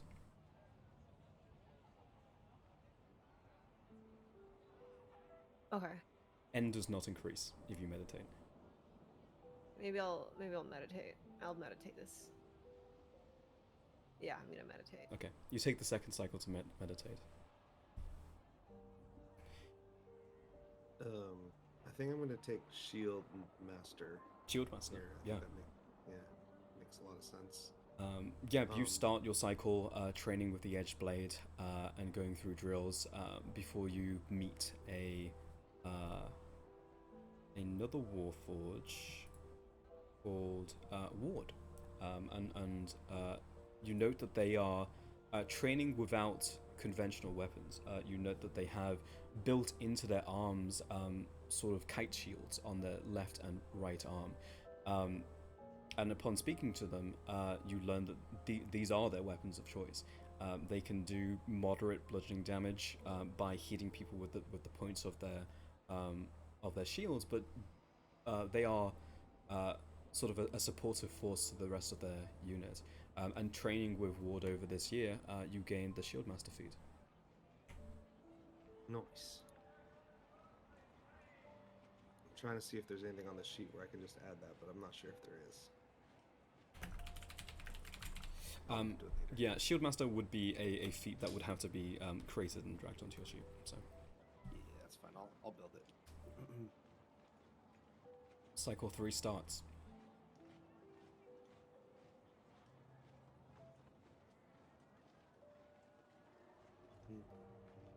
Can I try to be in better standing with them just by hanging out and being friendly and generally agreeable as a person? Yeah, make a persuasion check. Alright. Let me see. Ooh, you know what? I'll add. Oh. Can I add the d6s incrementally? Like I roll 1d6 and I'm like, can I add another one? They had to all be at the same time. You have to declare. Okay. I'm gonna spend 2 on here. I'm gonna be so friendly. 21 total. You spend a lot of time at the Radiant Bastion Inn during this time, sort of making small talk. And you see regulars, and you often listen about the expeditions that happen outside of the city. There is an upbeatness, but also a grimness to both this place and its people. A lot of people die forever this time, since their souls are destroyed. You learn that within every one of these units is the ability to instantly purge the soul within, and you find out that that is necessary because if they were ever to be captured by the progenitor's forces, they could learn where the Radiant Bastion is, where all the other outposts are, information that could destroy the Luminous Knights, and thus end the possibility of every soul who passes on to the Shadowfell. But regardless of that, everyone who was chosen to be a Luminous Knight, there is a resolve behind them, because this is entirely optional. They could live their soul life out in the Garden of Souls, or they could go and find the Soul Shepherds and simply march to the end of the world, where they would wait out their time. And to them, time would stop mattering as they understand it once they join the line. So everyone here cares. And you basically just listen for a full cycle, and you become a person who many of these Luminous Knights go to talk about their days and their expeditions. Yeah, and she'd be very happy to listen and like learn about how they feel and like how these expeditions go. Yeah, most of the city is open to you. You can increase your ability scores. You can gain proficiencies in any of the allotted proficiencies.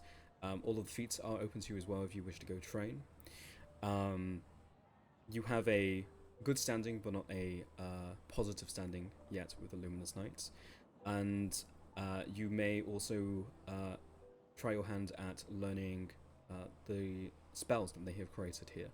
They have a small library, if you can call it that, more research lab for the Arcana, as there are some Warforged that are dedicated purely to creating weapons against specifically undead and shadows, as the majority of the Progenitor's forces are made up of them.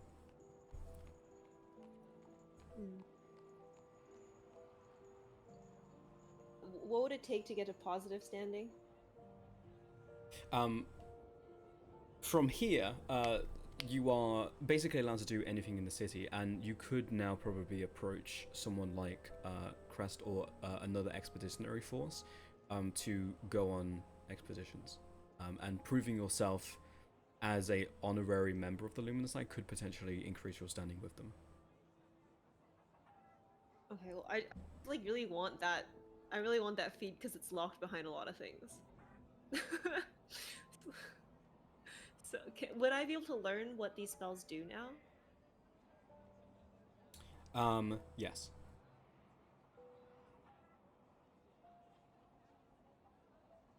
Let's see, is there an easy way for me to just share this with you?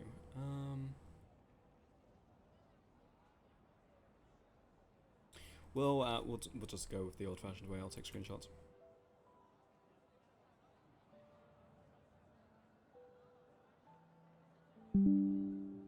Let's see. I'll put it in the campaign chat in Discord, which was a way where I could just ping it into chat, but I think I would need to create a sheet and then. Well, actually, no. There is a way I can do that, because I can just drag it onto the sheet. Hold on, give me a sec here.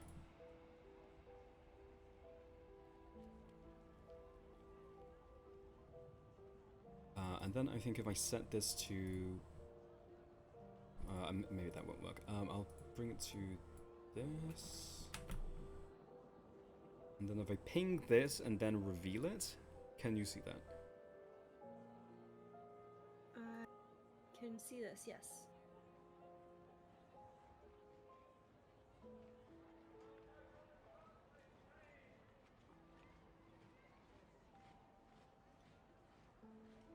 Thank you.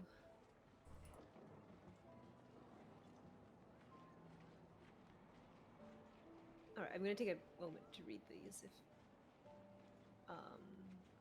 has Barnabas already done his? Barnabas done has my not done cycle anything Yeah. yet. three. Yeah, Cycle I'll 3. read these and get back to you.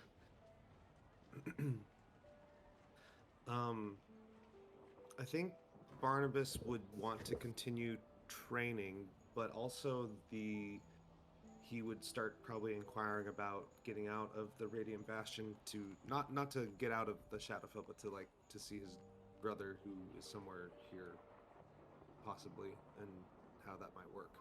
Yeah, I'll give you some information up front without requiring a roll or time passing here.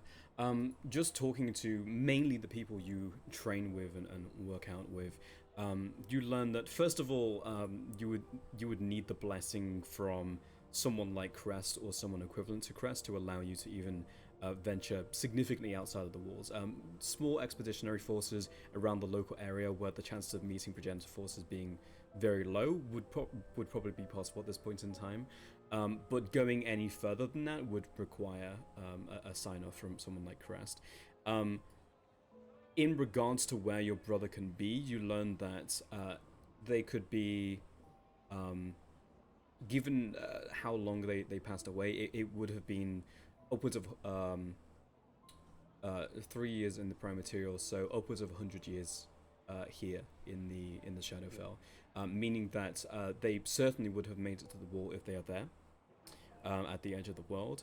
They could potentially have been poached by the progenitor, which would be worst case scenario. They could have been taken by a third party and turned into a soul coin, which would be very bad, but at least findable and thus releasable. And your time here and having visited the Garden of Souls probably at least once, you note that they are not here. So it would be one of the 3 above options. Meaning they're not in the canyon then? No, they are Sorry. not in the Radiant Bastion. Oh, they're not in the Radiant Bastion. So they're either in the canyon waiting, poached by the progenitor, or been turned into a coin. Yeah. Okay. In the Garden of Souls. Okay. So I notice in your document here that n+1, meaning it'll take 2 cycles to get another point to spend on something. Is yes. that? Yeah. I'm okay. Got it. Well, I think he would continue training and then going out on whatever expeditions they let him join for at this point. You know, it's not. Obviously, it sounds like it's pretty limited, but whatever they let him join, you know, it's a chance to get outside the Radiant Bastion and learn more about what's going on in the Shadowfell and possibly where his brother's soul is. Yeah. So. Okay. Is there something here that you would like to begin focusing on? You do not need to choose now. You could choose at the beginning of the next cycle because it now will cost 2 cycles to earn a new thing. Yeah. So, I'm thinking about. I hadn't decided yet, but I'm thinking about the heavy armor master, martial adept, and the strength score, but I hadn't really decided yet. Yeah, you do not need to decide Probably. now. You can decide at the start of the next cycle. Yeah. Okay. So. Okay. Expeditionary. Then yes, they would allow you for local expeditions, tightly embedded in groups of luminous knights. You understand that they trust you, but you also understand that you're being kept on a leash as you're in the local area. You go on many expeditions, sometimes chasing down rogue groups of shadows who are not aligned with the progenitor, who are just denizens of the Shadowfell. Sometimes the outskirts of pockets of deep dark where creatures are emerging from and need to be sort of kept in check. There are a couple times where you find stashes of soul coins, and those coins are always taken back to the Radiant Bastion, to the Garden of Souls, and released. At which point, and you've borne witness to this, they are always asked what they would like to do. If they would like to return to the line and await what comes next, or if they would like to remain here in the Garden of Souls, or be converted into a Luminous Knight if they so cared to. And you've seen a split of all of the above. Some people simply just want to await potentially the wall coming down at some point and moving on to a whatever lies beyond, if an afterlife exists or does not exist. And you note that a lot of individuals who were religious in their life chose that option. Some choose to fight, and some stay. Yeah, makes sense. But not no brother in this. No one he knows pops out of these soul coins when he's doing this, huh? No one he knows. But interestingly, these soul coins are from people who are wildly different in backgrounds. Some people from Wintertide, some people from Seychelles, some people from the Cloud Plains, some people from the Mirage Woods. There is truly a wide scattering of individuals. Is it making him more worldly at all? I would say so. Yeah. I think that he certainly is like listening to a lot of different stories from day to day, very varied. You know what? I would also potentially add history onto the list of proficiencies if you wanted to go down that route, but I think you already have. I already have that. But maybe he enjoys these stories very much because he has that background. It's like not quite the same as all these heroes' tales that he's been into his life, but it's like, it's people stories. Yeah.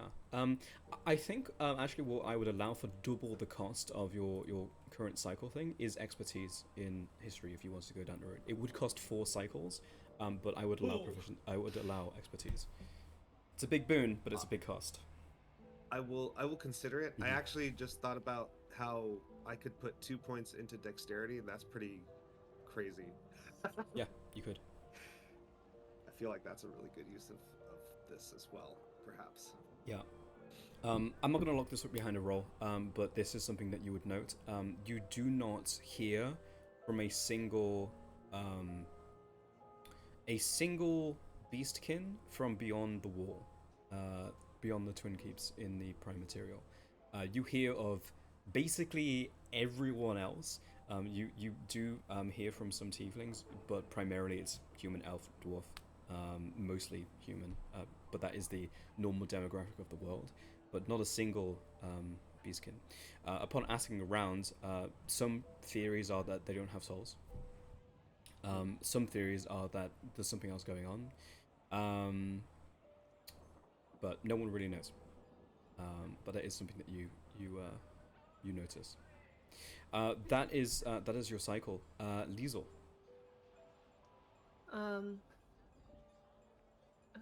Okay, we're gonna meditate again. Okay, you spend this cycle generally going through the motions, doing what you were doing before, going to the Radiant Bastion, listening to performances from Brands. But it's just it's like one of those extended scenes where it's just Liesel wakes up, Liesel goes about her day, she eats, sits down, goes home, sleeps, wakes up, and it's just the same thing: an unmoving sky, unmoving stars, unmoving moons, black abyss from the parapets looking out from the walls. Same thing day after day for 400 days. And every single day, Barnabas in the morning says, "Come, train with us. You will not regret it." She'll go sometimes, but she won't go every single morning.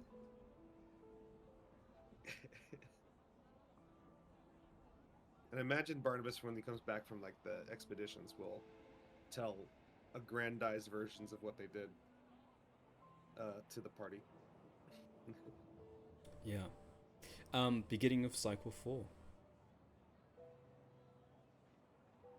Okay, can I, in an effort to have a positive standing with the Luminous Knights, especially now that maybe she's like seen them in action and like learned about these spells that she has available, like maybe she can try to offer her help in a way of like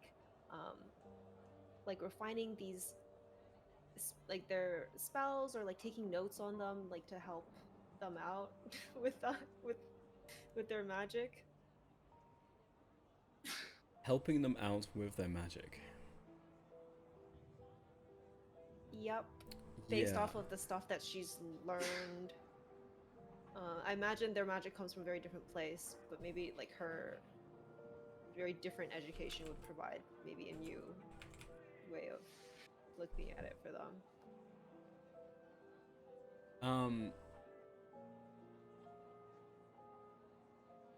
I'm thinking whether I'm going to allow a check for that.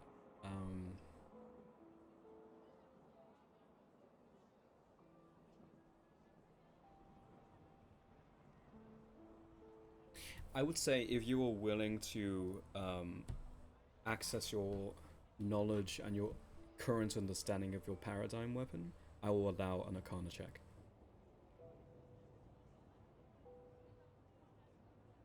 Whew. You know what? Yeah, she will. But She'll do just focusing off of your education would be insufficient. it. Yeah, she'll do that. Draw from her understanding of her paradigm resonance. Yeah, make an Arcana check.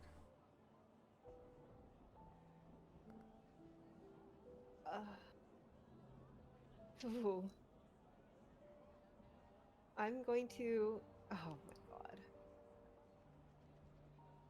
It'd be nice to hit the. I'll add a 2d6. Try to hit the 25 breakpoint. 30. It takes a lot of time, but there is something about the way you go about it which is very different from the Luminous Knights. Quite literally, the university student life of going through it and sort of absorbing this information in a very detailed and methodical fashion is something that the Luminous Knights aren't really doing. Mainly because they don't have the ability to. Most of these Luminous Knights go out, and while there are some sort of resident individuals who are law keepers here, they certainly do not take your approach. You note that everything here is very contemporary, it's very avant-garde. These spells are almost a blending of the divine and arcana in a very like traditional, almost Saracen 8 schools of magic sense. There seems to be much less of a this is a power from within and more of a this can be developed and learned. These are spells are not these are spells that have been created here in the Radiant Bastion, here in the Shadowfell, away from these institutions, and merging the way that you go about learning and developing and blending that with the individuals here in the Shadowfell and the law keepers here in the Radiant Bastion, you gain a significant understanding of their magic, where it comes from, and how to implement it. Over this time, you have become, not in so many words, but an integral member of the law keepers here in the Radiant Bastion. Yippee, she says. Okay. Can I see what the feat does? The Luminous Blessing feat? Would it take one more? Yeah, or would it take another cycle to see what it does? I think, given that you would have forged a pretty tight bond with some of the law keepers here, and I think the primary individual you would have spoken to a lot with would be Echo. And Echo sort of has a female presenting voice, very slim builds. You note that this body is clearly not meant for combat, but their arms can split into and fan out into 4 separate arms so they can perform multiple tasks at the same time. They have 2 sort of floating appendages that appear to be runes of some kind, which when asked about they're very vague about, but as you understand it, there's some sort of arcana resonance about them. And I think Echo talks often about you just killing yourself and becoming a Luminous Knight, and saying that you would be able to, it would be much easier for you to stay here, and they would value your presence here long term, and you may, like, when is a better time? Now? Or, in the, like, 60 years when you eventually die of old age, right? Like, why not just kill yourself now, right? Is the sentiment from Echo. They speak about there being a lot of benefits to being a Luminous Knight. Yes, you aren't living. Yes, there would be no way to become a living, breathing mortal made of flesh and blood. But there are many benefits to the mechanical body. And also having the blessing of someone within the leadership like Echo or like Crest would result in this feat I'm about to show you. You should kill yourself now. Wow. I will do the same thing. I'll throw this over onto the sheet. and then I will ping it, and then I will reveal. I can just read this out. Having proved your spells to be a stalwart ally of the Luminous Knights, you have been sealed into their order. You gain a number of luminosity dice equal to your proficiency bonus. Your luminosity dice are d6s. You can roll only one luminosity die per turn, and a luminosity die is spent when you roll it. You can roll a luminosity die under any of the following circumstances with the indicated result. When you deal damage to a creature, spend one luminosity die to deal extra radiant damage to the creature equal to the roll. When you score a critical hit, spend one luminosity die to gain temporary hit points equal to the roll. When you make a charisma persuasion check, you can spend one luminosity die and add the roll to your check. You regain all spent luminosity die when you finish a long rest. Wow. You're really going to paladin. Yes. I mean, I'm working to build my reputation with the group that does, things out in the field. We'll see what happens. She's gonna tell Barnabas about this. This seems like something you do. Sometimes when you hit things, you hit them harder with radiant damage. That's true. This is a city of paladins, so yeah. Cool. You know what? Because it was locked behind so many things, has it been 4 years right now or 5? Been 4. I'm going to spend this year taking an ASI. Okay. We do have to get to 5 years and also have a positive standing with them to get it. Which Liesel has. So next year. Yeah, next year. Next year. But I'll do an ASI this year. I'm gonna get. What do you mean? All my adventuring with them, I don't have a positive standing yet? You have a good standing. Look at my muscles. Yeah. Look at my muscles, though. They don't like my muscles? Every time you say that, the Luminous Knights just look at their own completely straight arms. If you did more push-ups, you could have muscles like this. Pose. Just hear them shrug and the creak of metal.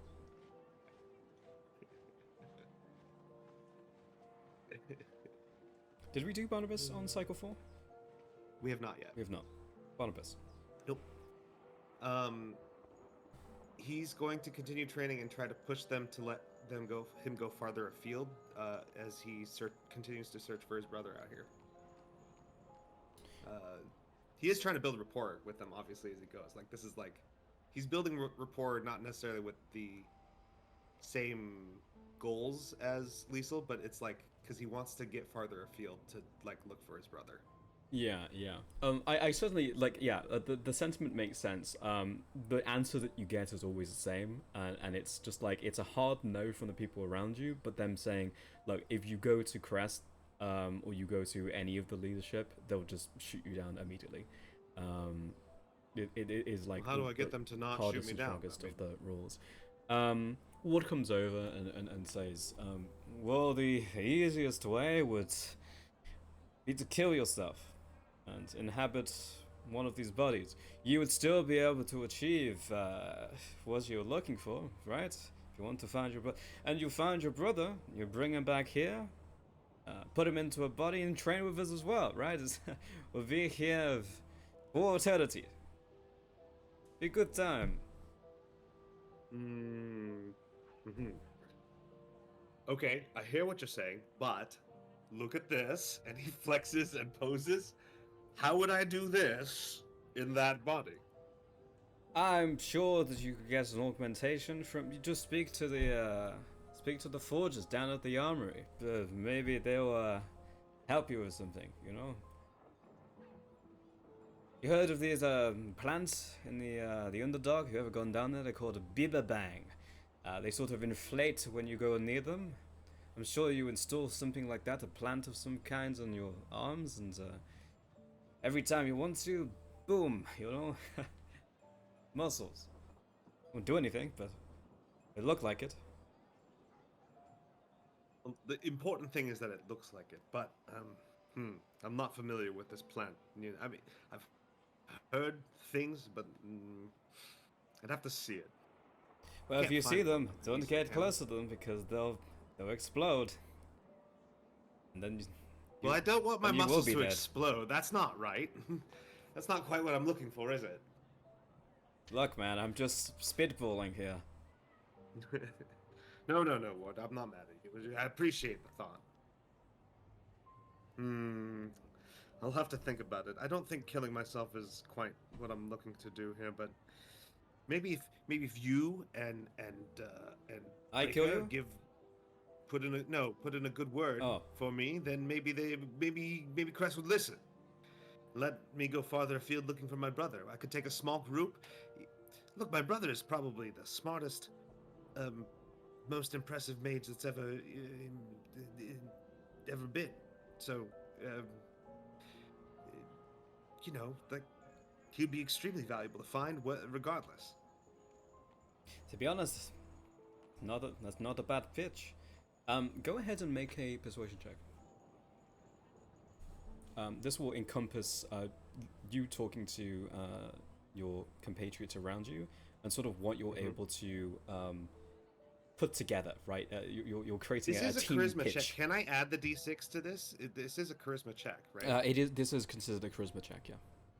I'm gonna use my Shadowfell d6 on this. So 16. 16. You seem to have the buy-in of the people with you, but you cannot. You're unable to really sell it to the individuals who really matter, like the leadership of even the sort of expeditionary force that you're with.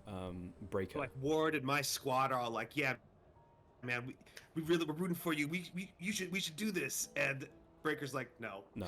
Yeah, like Ward every time is just like, yeah, to be honest. And there's like a small group of you that is like, if you are able to pass this by leadership, we'll go with you and we'll go on this expedition. And every time you sort of come together and it's like you have this organized PowerPoint of like why it would be beneficial for the Radiant Bastion. Like we have the resources, we know what provisions that we would need and how long potentially it would take, and we could do this in increments. The answer is just almost unanimously no from Breaker. Okay. That Breaker guy just shakes his head and keeps training and going out on expeditions with him. This is still where he's like, he's found his squad here. Yeah, he's got the boys. We're gonna convince him one day. We just gotta like find the right angle or like. When I was alive, I was a baker, and when I really wanted someone to do something, I would bake them a cake. You think he'd like a cake? We could make him a cake. Well, I think we haven't. We could try, but I really wanted this person dead, you see, and I baked this 3-tiered cake. It's fantastic, like one of the best wedding cakes you've ever seen, something that you would give to a royal family. Well, I felt like this would be good enough payment for the micro syndicate, but it wasn't, and they killed me. So maybe cakes aren't always the answer, and also he doesn't eat, so. Yeah, that might. I could see how not eating might make that problem. Yes. Why didn't the Micro Syndicate like your cake? That's so rude of them. Well, you remember that biber bang I spoke to you about? I thought it would be a good ingredient. It turned out it still maintains its explosive property. Baked. I don't think you should put mushrooms in a cake. Well, I would say you live and you learn, but I didn't.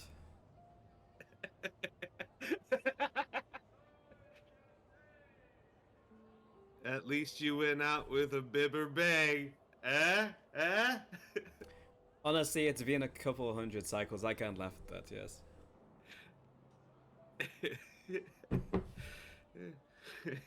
Part of his, he's laughing at his own joke a little too much. Yeah.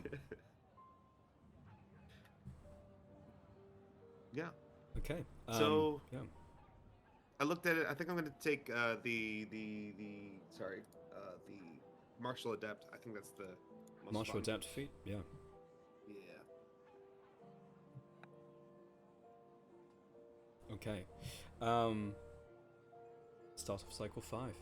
It has been full 4 years at this point. Barnabas, I believe you started this at the age of 20. You are now the middle of your 20s. Liesel, you Now started 24. You started at what, 19? Liesel was muted. Yeah, she was 19. Liesel was now 23, a young woman, firmly out of her teenage years. I imagine we've also got to know each other better during these 4 years as well. Like, I would assume so. I would assume we spent, these are the only living people we talk to each other, and even if we're not trying to. So I think that it would be reasonable for you to know a little bit more about Barnabas's brother, and that he was like a wizard prodigy. Ooh. Wow, how flattering. I remind you of him. Smile. Yeah, it just makes Liesel really happy, and that's. But yeah, you would definitely learn that Sherman was a multi-generational talent, to the point of like probably the most gifted young wizard in the last half millennia, maybe more. Like they were given every luxury. They were being groomed to be perhaps the youngest archmage in recorded history. Damn, that's crazy. And Barnabas? And his brother was Barnabas. His brother's Barnabas, who doesn't know shit about magic.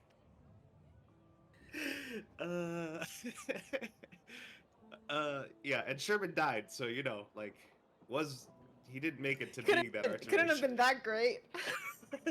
I mean, to Barnabas, he's the greatest mage who ever lived, so don't say that to him. Yeah.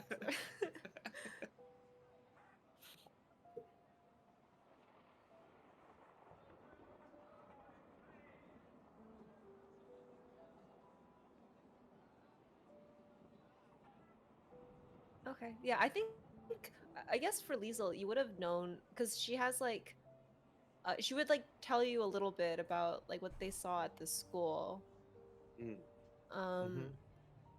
Which is that for like a long time, like all the students that were being experimented on, they had like their like mouths magically sealed so they couldn't speak, which is why like the other students couldn't.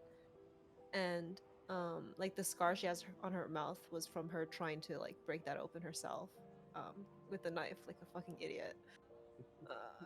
Oh no. But she ended up eventually, she like did get it like removed eventually through magical means, and that's why she's like also a little afraid to speak to people. Like she was just like she got used to for a long time like not talking at all as well. I think it would have come out too that he grew up in Surist. I don't think it's like. Wait, what? He grew up really, in Surist? Yeah. I don't think that would be a secret that would get withheld completely here. Like he grew up in Surist. Like, so he was not that far from Liesel. Liesel would also then ask like when they get out, they should go on a field trip. I'm sure Darius when is they get out. So happy about this conversation too.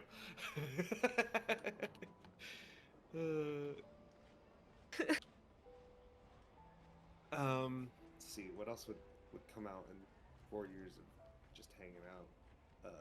He probably would talk a lot about Isa and how he used to be part of an acting troupe too. An acting troupe? That's so They fun. literally introduced him to Isa. Oh my god. He's joining a cult.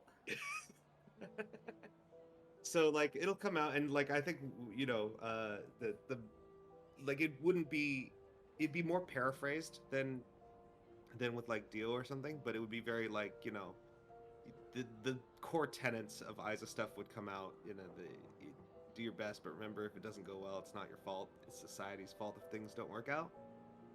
And you can run away from unpleasant things. It doesn't mean you've lost. Sometimes running away is winning. And that you'll regret anything you choose. Doesn't matter. You'll regret it anyway. So just do whatever's easiest, and don't fear growing old, because who knows whether you'll be happy in the future. So just do what you want right now. I feel like over the course of 4 years, like I feel like the ages of like 19 to 23, Hmm. she would like change a lot as well. Um, I think I, Barnabas could be. Yeah, for sure. I agree. I Both think of she them would probably. become a lot more confident, especially hanging out with Barnabas, and Barnabas constantly just reminding her, "Don't worry, it's not your fault if things go bad." Be louder. He's always telling her to speak up, little mage. Yeah, and I think uh, she'd be a little more self-assured in her like ideals of like, no, I think we should try to do the right thing. Like, mm, mhm, mhm. she will actively spend this time trying to find a way to explain to Barnabas that sometimes she wants to do things that are difficult. And Barnabas will.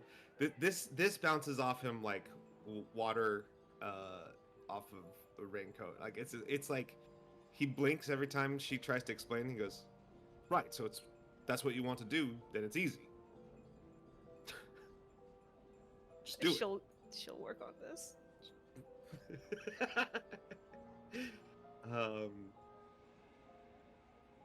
I also think that they're yeah. I think that's good. I'm curious. I do want to know what Mina thinks the development of our relationship with Darius would be too. Yeah. But Yeah, we'll find out. I it's imagine we'll probably share years. about, You can't not get closer a little bit. Yeah. Given you were also the only 4 mortals in this entire city, if not the entire Shadowfell, right? Yeah. So either I think for Barnabas, so I figure the only like proper musician. Well, actually, we have 2 musicians. Darius is a musician too. So Yeah. Darius is and Theobrand's music. Theophilus Theobrand. That's what I want to call him now, because I really want to say Theophilus every time. You call me what you like.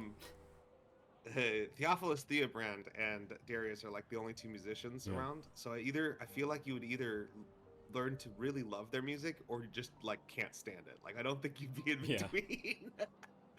And I think Barnabas loves it. I think it's the greatest thing. Like he can't seem to get close to Theobrand because Theobrand seems like he gets annoyed with Barnabas, I think. But Barnabas loves Theobrand's music now. Mm-hmm. It's his favorite music. It's also the only music. It's also the only music. Yeah. Theobrand, I got an idea for a song. Does it have to do with muscles and running?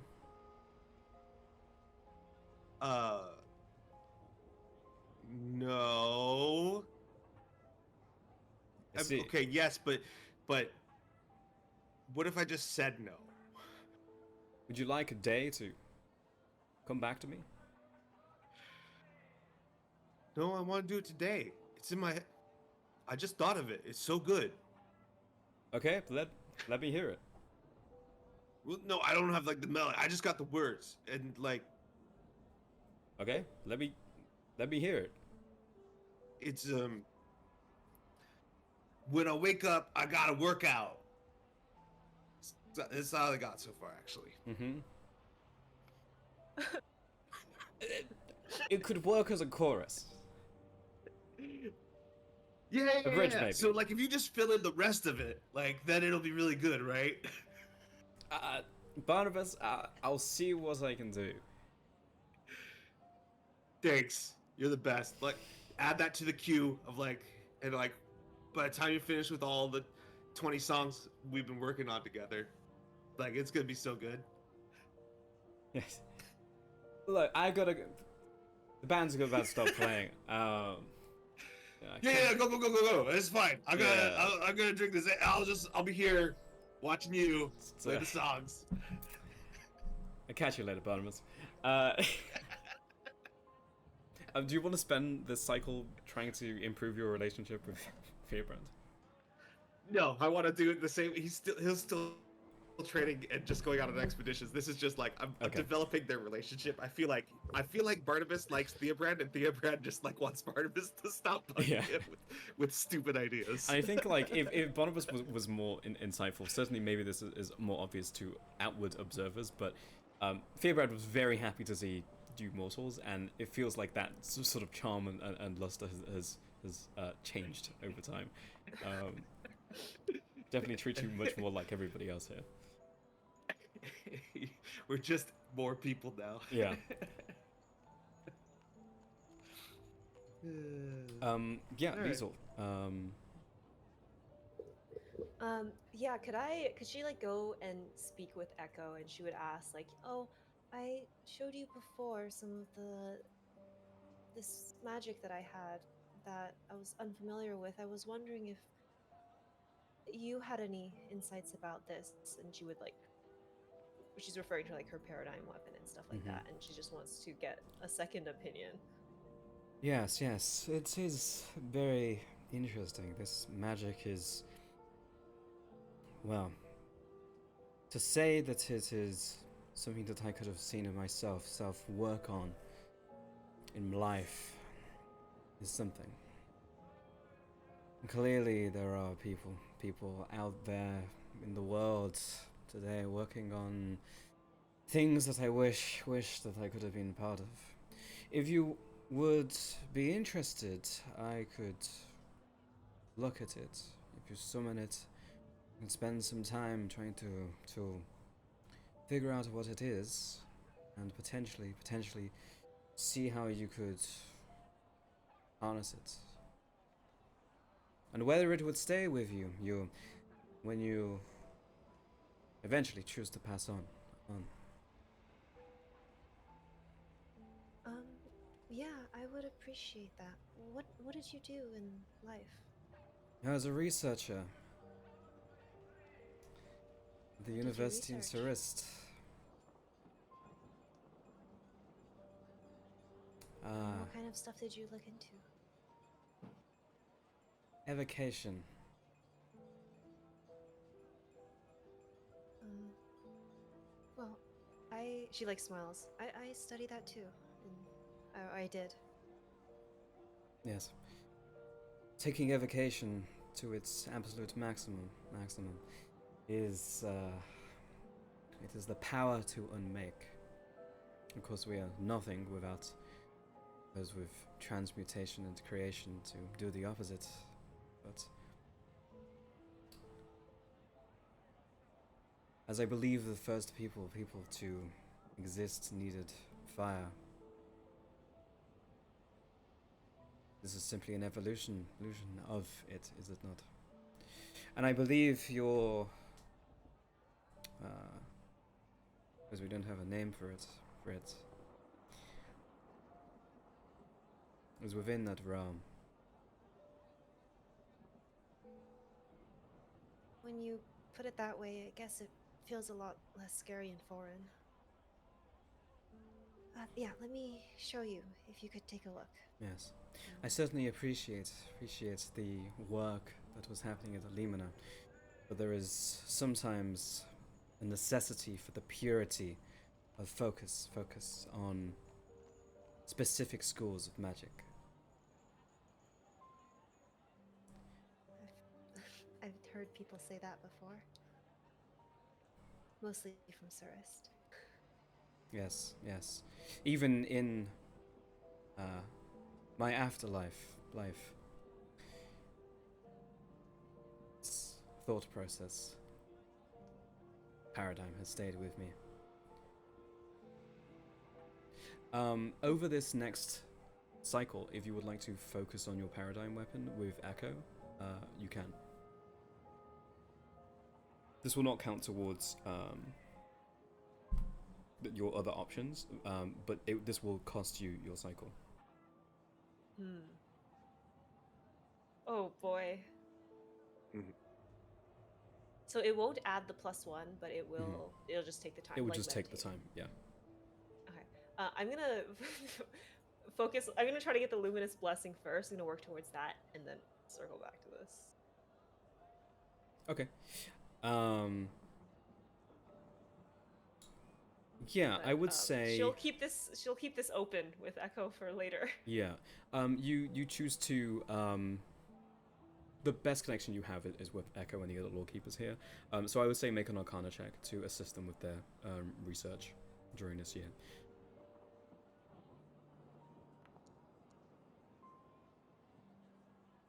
I'm not gonna add a die to that. 15. 15. They are helpful for your efforts this year, but you are not brought in or given the title of Luminous Knight this year. Okay.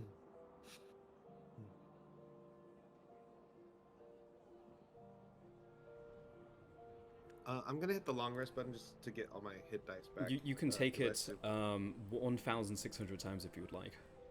Fantastic. I just wanted. I realized because I only hit it once, my hit dice were not back to full, so I just wanted to. Does make my sure I got Pearl all of my Power resources come back eventually over the several years?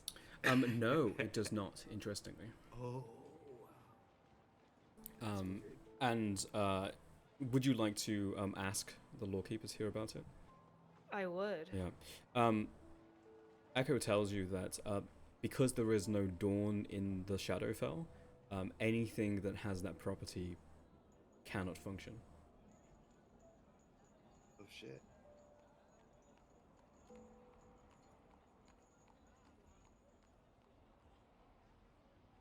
But conversely, items that have the dusk property are more powerful here.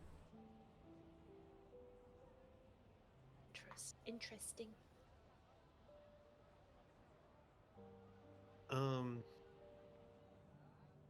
As far as who Barnabas is rising up, I feel like, given that this last year he made several presentations to Breaker and couldn't get him to agree, he's going to he can't actually get him drunk, but I don't know. Barnabas is kind of a dodo about this, so he's going to spend time trying to get him to go to the bar and spend time with him and try to talk to Breaker and see if Breaker will open up to him and explain why, what he needs to do in order to get this expedition he wants to get off the ground going. Yeah, I would say make a you can make a persuasion check. It certainly is possible, but it is a very high DC. All right, that's fine. We'll 16. Would you like to add anything to that, or is that your final roll? I don't think that I have anything I can, because I used my one Shadowfell D6. You have 2 dice per meditation. Oh, it's 2 per meditation. Then I would like to add my... Yes, then I would like to add that. 20, not natural. Barnabas, Dirty 20. you come here, and you bring me here every day. And you're not drinking. I cannot drink.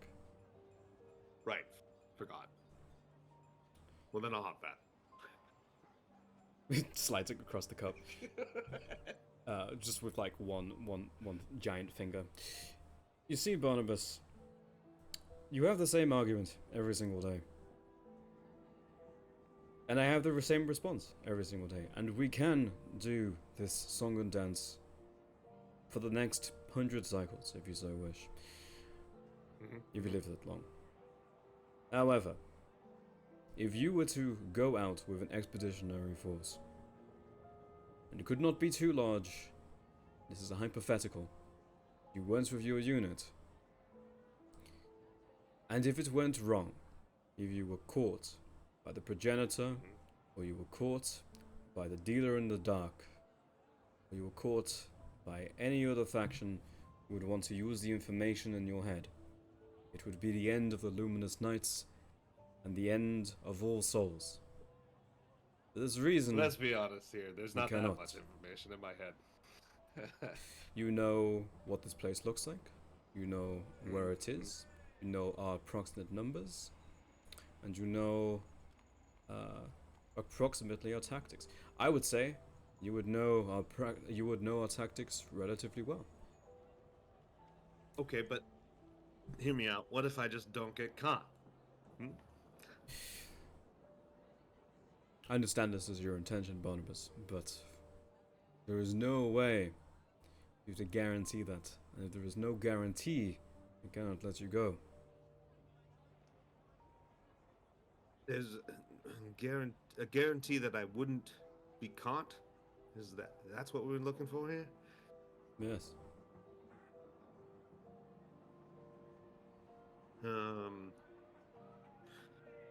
well, the groups of Warforged, the Radiant Bastions that go out, to the deeper expeditions. What guarantee you have that they won't get caught? I don't. But if they are caught, they purge themselves, and then there is no soul to be interrogated. Okay, so what if I found a way to give myself the same out if I was caught? Some kind of purgy pill that I could stick in my tooth or something? You can't see him move his eyes because he doesn't have eyes that move, but you do get the sense he's probably looking in a different direction. He's looking past you. Barnabas, I think this is not impossible. We could fabricate something like this. Hey, wait, really? Yes. It would destroy you and destroy your soul. But what guarantee do I have that you would use it? I mean, you'd be sending trusted men with me, and obviously they could make sure that happens if we are caught out. Yeah, we don't. You're telling me if we create this technology, you would be willing to give over that kill switch, and you understand this as an obliteration of the soul. There is no more possibilities after this. You would give that over to, say, Ward, or another member of your battalion.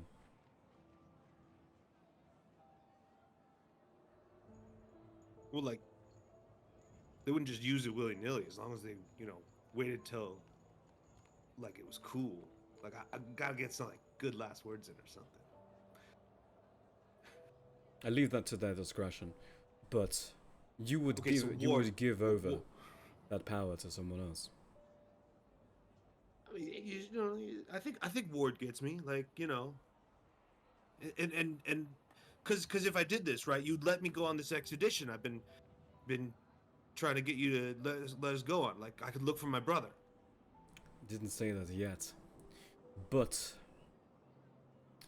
you have persuaded me to look into this technology because this could be used in the future.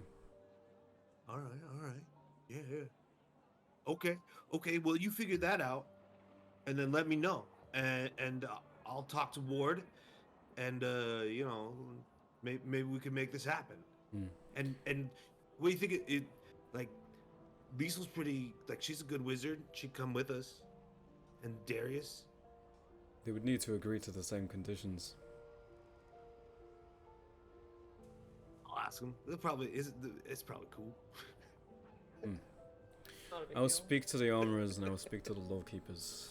It will take time, but I'm confident they will be able to develop something.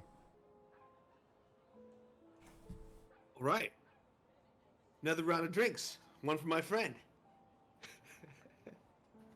Will just rotates their head and looks at you. What? Cool. That's cycle 5. Liesel, you didn't actually get anything in the cycle. You made your check for the luminous feat. I will just give you the meditate. Okay.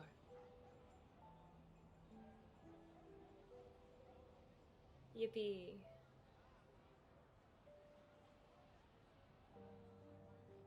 So, I don't get the meditate then. I'm adding boon 1 of 3 because I'm continuing to train, right? Not boon. I've been calling it boon in my notes. That's why I guess I said that. But like, it's 1 of 3 points towards the towards another thing. Yeah. Okay. Well, feet. Is that what you're going after, or? Yeah, I'm going after another feat. Oh, okay. Yeah. Then Yeah. one of 3.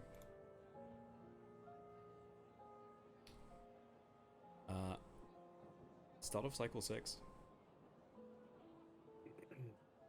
Feet. Half a I'll decade. shoot the feet. Has gone by. Yeah, you want to go after the feet again. Are you going to do the same thing or something else? If you do the same thing, the DC will be higher. Um, um, she's going to maybe like with this level of trust, would she be able to help out like on an expedition and like should maybe around now like work up the confidence and help out like on the field? A local expedition, yeah. Like Yeah. around the local area, yeah. You could go out and do that. Okay, she'll do that. How do you help in the expedition? Um, What is your focus? she is going to help by um you know helping load stuff onto horses and clearing rocks that are in the way. So menial manual labor. Would they let her fight? Maybe she'd help out. They would allow you to fight. It wouldn't be anything where there would be a feeling where you could actually like lose. But like there is sort of small shadows to be destroyed, and that it's more like pest control than actual. Okay, yeah, she'll help take out the small fry. Mm-hmm. But yeah, so like physical like stuff. Yeah. I think we're gonna make this an attack roll. And this will be your check. So go ahead and make an attack roll.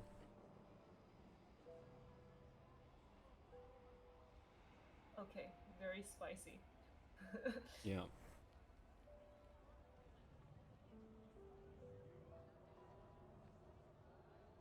Okay. Can she use her paradigm weapon when she's You out certainly here? can. Yeah. Oh my god, I feel like this is really dangerous, but she's gonna do that.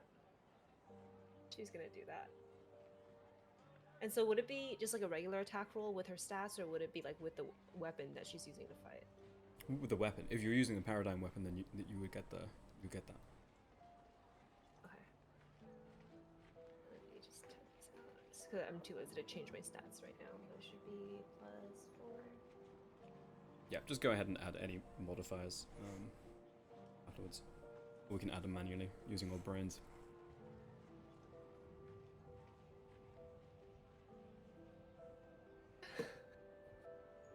What a roll, 16. Do you have anything to add to that? No, because it's an attack roll, right? Yeah. That is meditate. Yeah. I don't have a meditation die. Can I action surge and try again? Ooh, that's interesting. You know what? I think because fighters are more proficient, that's literally their bread and butter. An action surge would be what you would go towards if this were not an abstraction. I will allow it. Yeah. Okay. Action surge. It's like the one class that I would allow it.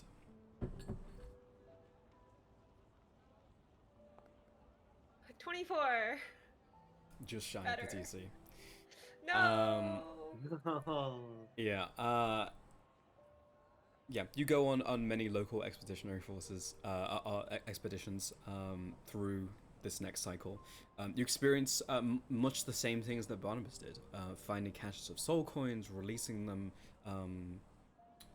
listening to sort of a first-hand accounting of different places in time in the history of Eclipsia, from wildly different places, from wildly different backgrounds and cultures, from different times.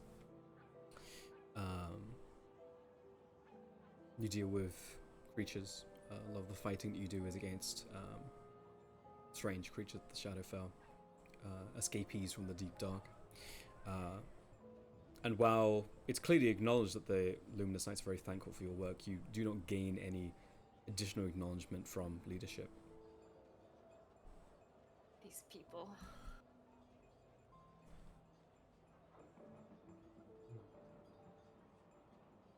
I imagine that Barnabas has, after this conversation he had with Breaker, has had conversations with Liesel and Darius and with Ward about the possibility. I imagine Darius was deeply opposed and even offended that Barnabas thought this wouldn't be a big deal. Yeah, yeah. But I don't know Liesel's reaction to the idea of like, all right, so we could go on this like expedition to look for my brother, but we gotta, you know, they have to invent a kill switch. Destroys their soul if we go on it. They haven't even built it yet, but if they do, I can go look for my brother. You want to come? So if we get caught, we like die for real. I mean, yeah. How dangerous is it? How how often do you expect? Sorry, how often do people get caught? Barnabas didn't ask, so he just shrugs. He goes, I don't know. Well, you know, if it's not very likely, You know, I it's would be like more inclined. we talked about Isa and stuff before. It's just, you know, it's like growing old. You can't fear it because you have no idea whether you're going to be happy in the future or not. And I think it'd make me happy to find my brother, especially after spending 5, 6 cycles, however long it's been now, hidden this place. Like it makes it worth it almost, right? Barnabas, I do want to help you find your brother. Mhm. This just seems like a rather final way to do it. Well, we just don't get caught, or like if we do, we kill them, or we run away very bravely. You know.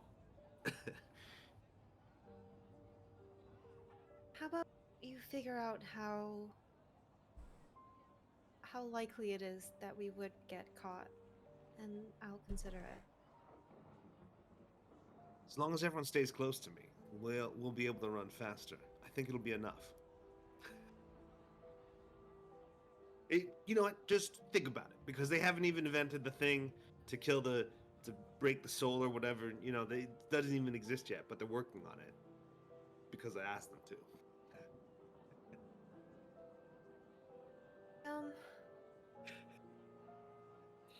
I know we're not. She'll like kind of like look around and lower her voice away from any of the knights around her. No, we're not supposed to leave, but I haven't given up hope that we can one day leave, and I don't want to give up the possibility. Oh yeah, we're definitely leaving.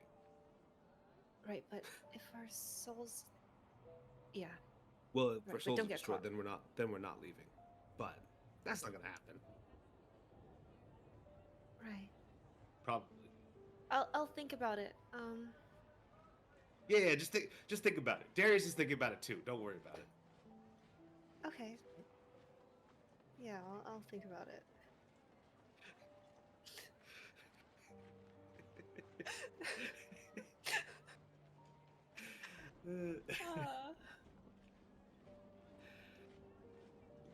um, Barnabas would also talk to Ward about it. Be like, all right, so if you could make this thing which just like obliterates your soul, that like we could do the expedition, because then I just like if you have the kill switch, you would just like when you would press it for for yourself, you just press it for me.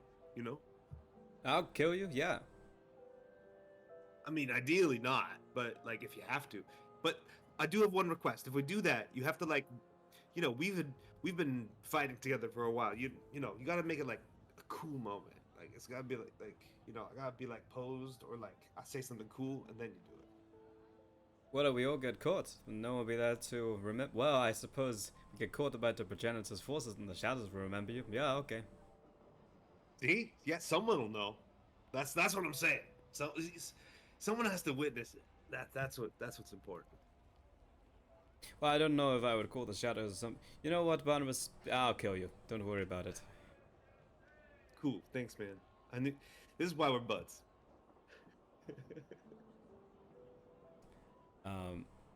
Yeah, during this cycle, do you continue working towards a feat, Barnabas? Yeah, he continues working towards the feet, pushing himself and trying to, I would say the other thing he's doing is when they're with fighting the squad, there's like a trying to build up this squad loyalty and identity, like the Barnabas squad. Yeah. Squad Zoltran. Squad Zoltran. You Yeah. know? Yeah. And like teaching him, like, like when we're out in the field now, like it's not like after every kill, but like after we finish, everyone just like poses together. He's like, you gotta do this when we win. Yeah. You are certainly able to make them do that, but the problem is more in the execution of. It's not the final product that is the problem, because it is performed to perfection, but there's no sort of wind up into pose, is the main problem, which you're finding with them. Yeah. He's trying to get them to get it, but Yeah. it's a journey. Yeah. They just assume the final pose without the sort of like flex into position.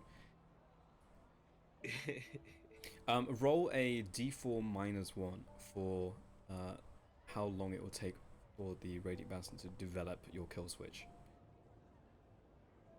2. Okay. Yeah, you estimate it will probably be around 2 cycles before they develop this technology. All right. I can get my blessing in that time. Yeah. I mean, yeah. we'd all like to get a blessing in that time, but we're working it. Yeah, Liesel, We're working on it. I'm starting to lose track, so make sure you guys are keeping track of your own stuff. Liesel, if you didn't get something here, you can go ahead and meditate. Yeah, I'm gonna meditate. 66. I'm ripping it on the next one. Yeah. So we are in cycle 6 now. Yeah. So this was Yes. cycle 6. I have 2. Yeah, this is beginning of cycle 6. Cool. Now that we know the sort of countdown, we're moving into the 6th cycle, and we've just finished cycle 5. This is where we'll take our break. Okay. Time will continue to pass. Cool. We'll be back after this.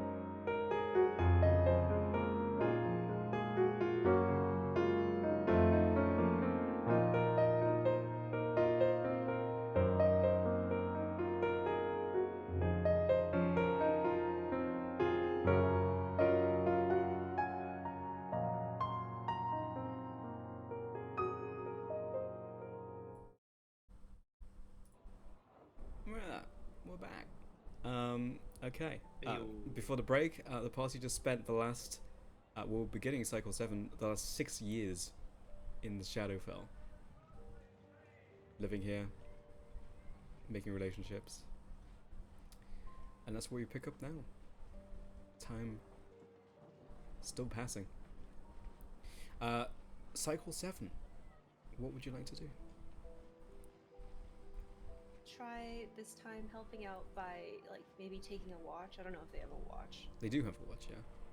Very Yeah, aggressively I'll so. help out with the watch. In that, I really want to make a perception check, if that's okay.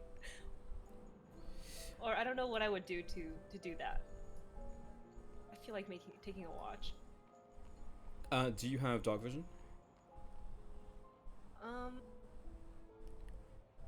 No, but I have. Do you have any features that would enhance your vision compared to normal? A blind weapon fighting. Out to range of 10 feet?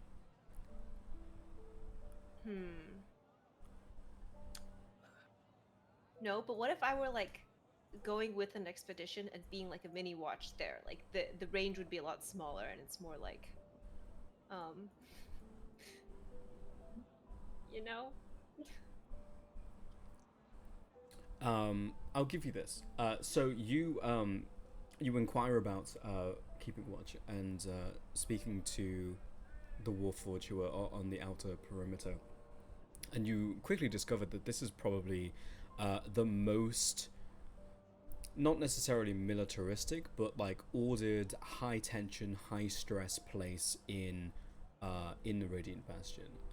The Watchers are sort of held to the highest standard and also the highest respect, as they are the first port of call, the first alarm system who will be able to inform the Radiant Bastion if they are potentially discovered, if there are progenitor forces in the area, and their individuals are very precisely picked, and the instruments are also very precisely created and used. They appear to have these sort of like telescopes that can look out through dozens, if not hundreds of miles out around the Radiant Bastion and pierce through the darkness. Some of these devices even have the ability to at least partially pierce into these areas of deep dark. And if you're interested, you could potentially spend some time inquiring about that. But you realize that you are very much out of your depth and out of your element in this place specifically. Now, it's not impossible for you to be able to help, but it will require some creative thinking. Okay, how about instead I go around town and help with noticing things that would need repair and scrubbing graffiti, that kind of deal. Not that they would have graffiti here, but like, who's putting the noticing- graffiti up? Is in Theo that- Rad going around doing this?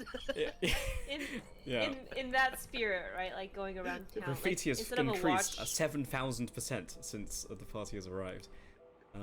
instead of like watching like outside the walls, Yeah. more like going through the city Like and city noticing watch. things out of order. Mhm. Yeah, and then like reporting if things like buildings are damaged or stuff like that. Yeah, I think that is useful, but what you're after here, like that would be useful for like literally anything else, but what you're after here is literally to be like inducted or like introduced and knighted into the Luma's Knights. And they're unlikely, even on a success here, to give you that title over Neighborhood Watch. Okay. If I make a spell attack roll with my intelligence, could I use my meditation die on that? Heavily dependent on what the check is, leaning towards no. And it would be a very highly specific situation in which I would allow that. I feel like Liesl is trying to like become the people's champion. You know, like going around regular folks. Maybe you can start a union for all the Trying to be Spider-Man.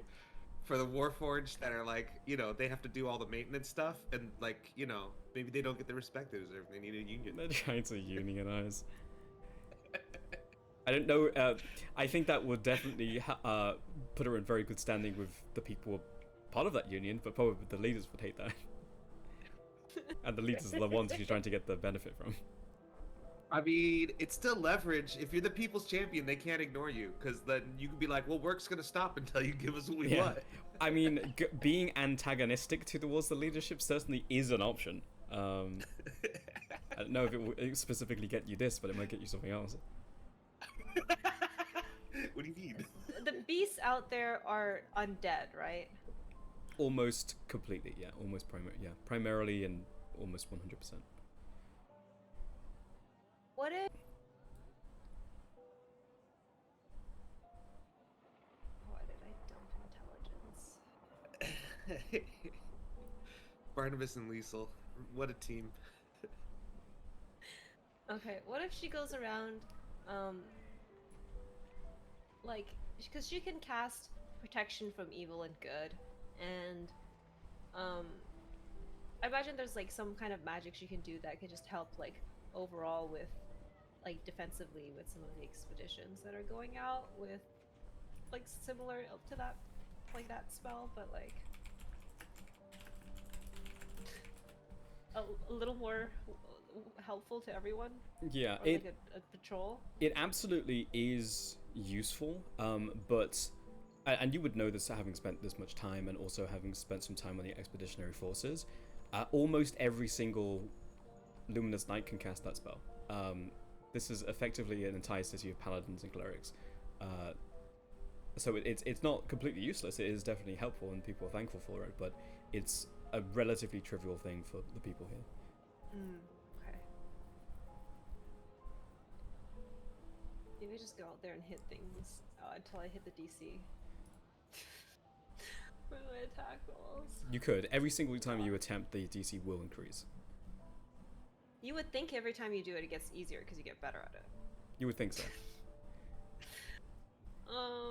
Okay, hold on. Come back to me later. I'm trying to find a way to Absolutely. make a intelligence, wisdom, or charisma check. Yeah, no worries. Barnabas.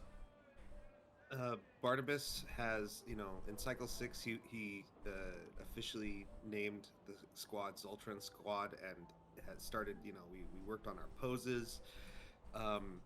So we're building our squad identity. He's working on, teaching them how to do one-liners, and getting the little, like, nuances of the poses better. And this is, like, every time we go out and do it, like, these little expeditions and stuff, he's like, all right, good job. Now pose a little bit more like you gotta, like, snap. You gotta bend and snap into place, right? Bend and snap. Like this, see? Bend and snap. You watch Ward walk over and finish off a small shadow creature and hits them with a rock. You've been rocked. And you Yes, brilliant. and a creak as he moves into position. It's very mechanical, and it's literally just like position 1 to position 2. There is no particular grace about it. Still an improvement. Good job. Good one-liner. We'll work on the movement. And he's just, like, really trying to, like, build up the squad and our, he's having them when we're in town, like, we'll strut around together and stuff, just so, and, like, he's got them, like, you know what, he started on costumes. We're getting fashion involved. We're working on, like, a group identity of Zoltran's squad. Barnabas says it's elite. I don't know how it's perceived, but Barnabas says it's an elite squad. Yeah. Regardless of whether that is true or not and what the perception is, no one talks about it. So positively or negatively. So certainly. I mean, Warforged are Warforged. Warforged. Within the squad, we think we're very cool. Okay. Yeah. Yeah, it is interesting, and spending this much sort of personal time with people, it's interesting because all of these people were people, right? They are inhabiting Warforged bodies, but they were at one point people, and you can sense that there is especially among some of the people you interact with, almost a fadedness about them, right? Like the longer that they've been here, especially like the bigger distance between their death event and now, the more sort of like different they are, or indifferent to events. Certainly, the ones who have just died are sort of the most passionate, the most people-like. Yeah. I think Barnabas would see it as part of his mission here. He's especially within the squad. He's trying to encourage them to he's bringing that humanity back out in them as much as he can, and encouraging them to sort of embrace it. Very very much in the Isa tradition of like, you know, being yourself, kind of encouragement of like embracing that. Yeah, there certainly is a place for it, and you really start to understand the words that Fearbrand said to you on your very first day here. The fact that the bodies and the modifications they make to them, and the fact that they are humanoid shaped, is very important for the mental well-being of these people.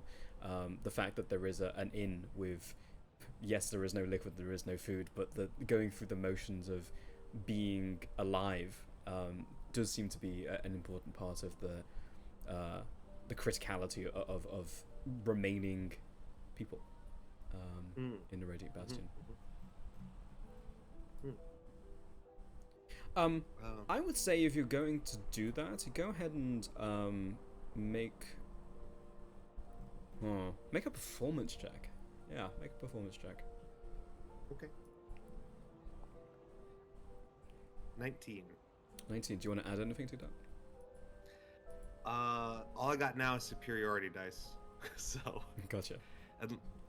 Unless I get meditation while I'm training, but I've been training. I think you've been training towards something. Yeah.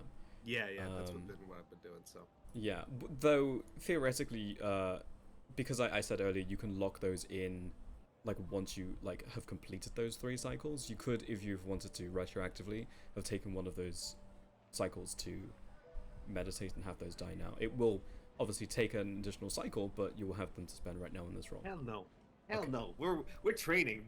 Barnabas isn't slowing down for the. Yeah.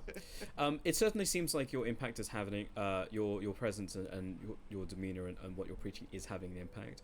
You hear of some of, not all of, but some of the other expeditionary forces giving their units names. They are significantly less flashy than Zoltron, but they are similar to their own names that they've taken. Excellent. Yeah, and other than that, he keeps training. I think I should hit 3 of 3 at the end of cycle 7. So yeah, he will take the heavy armor master feature because I feel like that goes with his absurd tankiness pretty well. Yeah, so. Absolutely. You pick up your 3rd feat from being here for 7 cycles.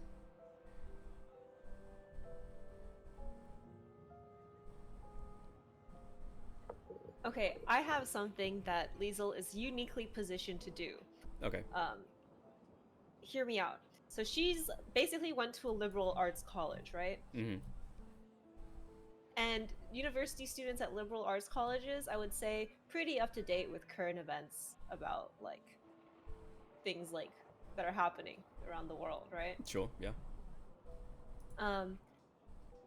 And it hasn't been that long in the prime material since she's come down here, so she would have like a lot of knowledge on what's like going on in terms of like war, or if there are things happening in the world that she would offer as like information for the knights to like maybe know where to expect a lot of souls to like be coming in from, or to like anticipate these things.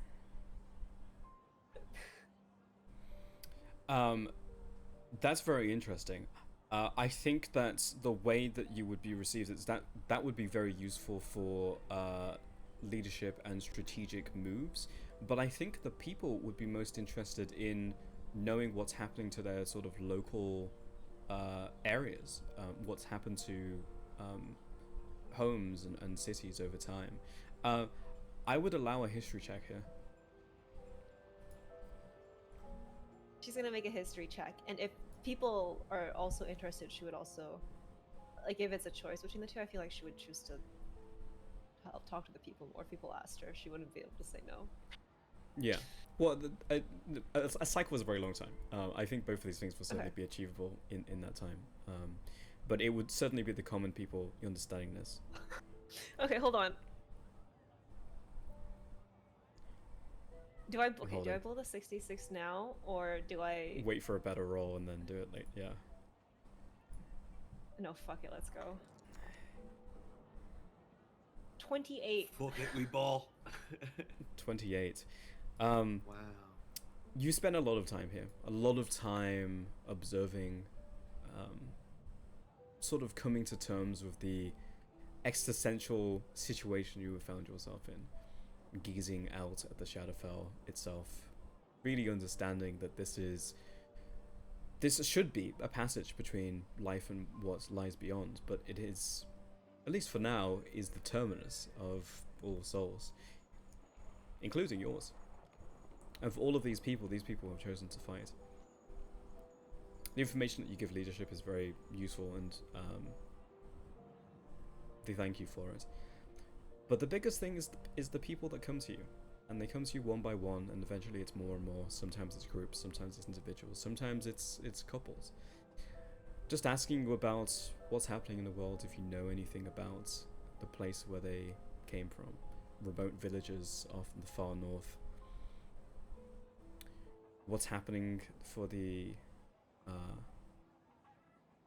great boat races that happen in the Sages. Who the winners were in the last 25 years. Which guilds are most prominent. And Barnabas, when we're like, after hours talking about our days and stuff, help fill in the stuff that he knows about the events of the world for Liesel, like wherever her blind spots are, as a assist to that? You can. If you would like to do that and provide the help action, I would certainly allow it. It will, however, take your cycle. Well, yeah, I'm not. This is less of a taking the cycle to help and more of a like. He would be here and talk as well. I think he's not sitting and talking with the people himself. It's just that when Liesel's like, "Well, this person said this and this. Have you ever been there?" Like he'd fill in Liesel with some extra information. Yeah, if you want to take part and for flavor reasons, I would absolutely. It's mostly flavor. If it helps at all, that's great. But it's more like the flavor of like we're as a party we're talking after hours and like whatever, just helping Liesel like fill in the gaps where places she hasn't been and sure becoming better friends. Yeah, exactly. This won't infer any benefit unless you choose to spend time on it. But you can be part of those situations for sure. You happy with your 28, Liesel? So I have a feature here. Researcher, bam. When I attempt to learn or recall a piece of lore, if I don't know that information, often know where and from whom you can obtain it. Does that help at all if maybe someone asks about things like she's not like intimately familiar with? She at least like has like a few things to say. If you do not know that information, you often know where and from whom you can obtain it. I would say yes. Obviously the issue is if the person you know where you can obtain it from is not here, which is more than likely, right? If they're in the prime material, then that's not helpful to you because you know where you can get it, but you can't get it. But that's not to say that there aren't zero records here in the Radiant Bastion. There are lore masters here with a small collection of handwritten books. Not that you can find books here, but you can certainly make them. And some of that information is available to you because you've spent time with them. I will allow what would normally be a +2 if you were in the prime material and had time to go and research it, but I will allow a +1 here. Yeah. Okay. 20. I just wanted to be clear I'm not saying Barnabas is sitting in on these conversations. It's just like the after hours we talk about it, like help her fill in stuff. That's all. So it might even be part of this researcher thing where Yeah, Barnabas assume could Darius- be a resource to put on. Yeah. Darius could be like, oh, I don't know about that area, but Darius tells me he knows every elf, so maybe he does know this elf that you're asking about. Yeah, exactly. Like she'd be like, "Oh, I know a guy who knows every elf. I'll Right. get back to you." Which is part of the reason why it's +1 and not a +2, because Darius might be just making up something and telling you. Um. Okay. Oh.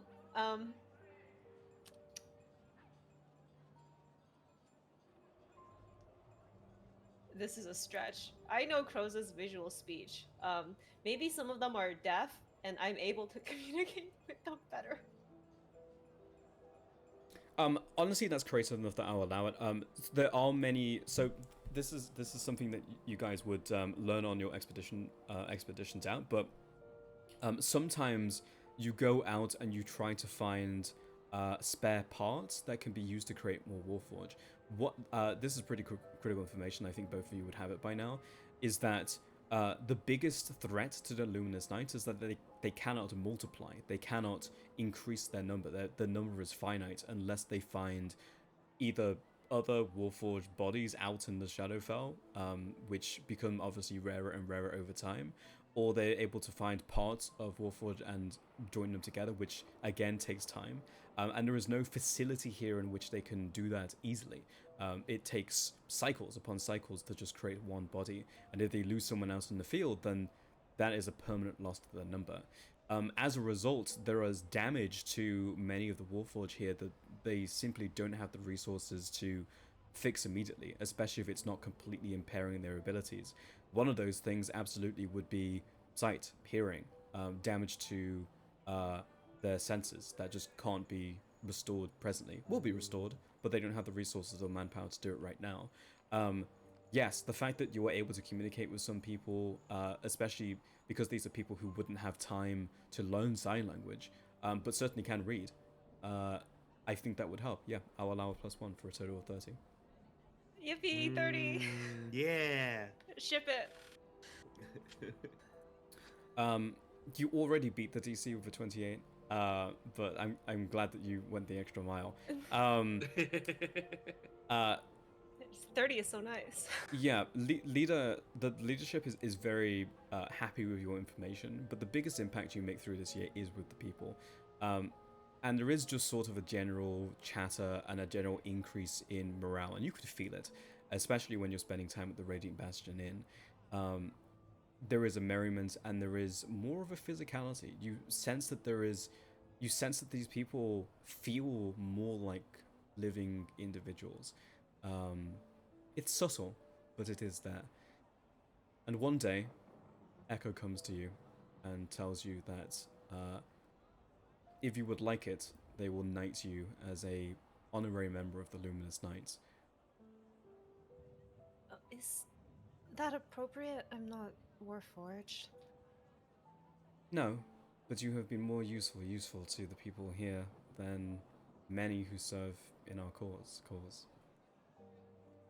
Now, you can choose to be a Luminous Knight.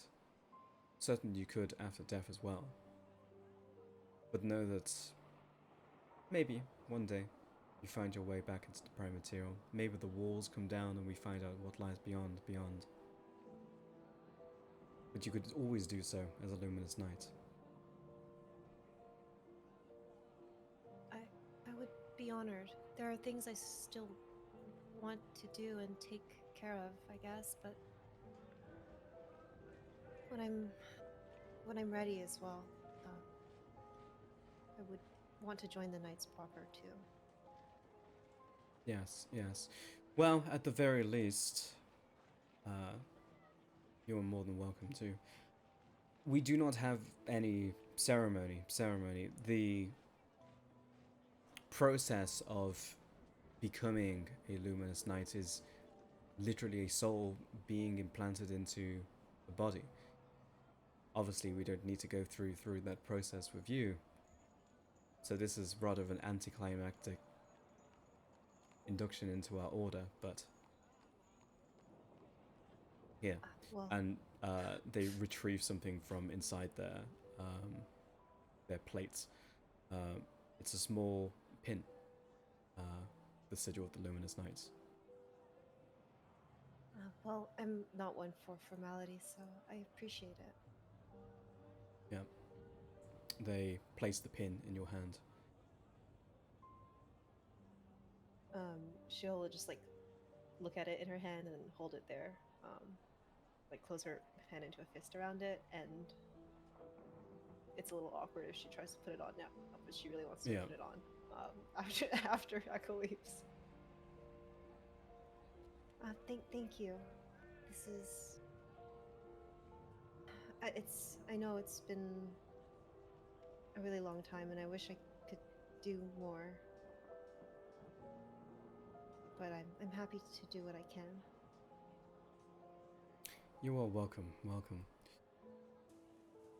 If you have time this next coming cycle, I would be very much interested in whatever it is you hold inside of you. Right, yes. Yes, I can make the time for that. I did want to look into it.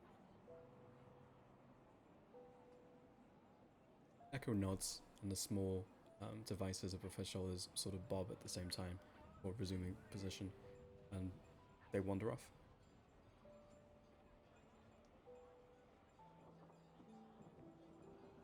Tell Barnabas about this. Barnabas, look what I got. What's that? It's a pin.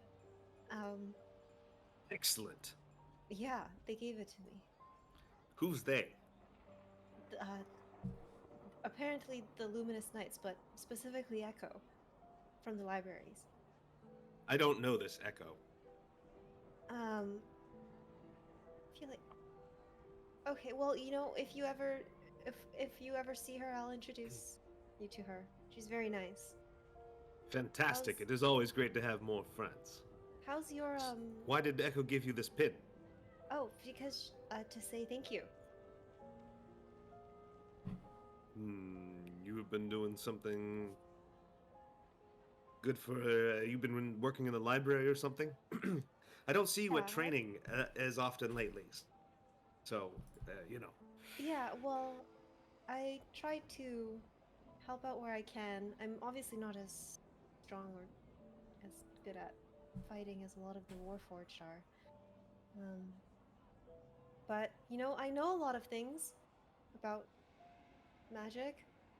And Yes, I've observed you are very smart, but also I don't think you should sell yourself short. You are a good fighter, especially for a little wizard. Thank you. Yeah, a little wizard. Mm-hmm. Do not thank me. Thank your muscles.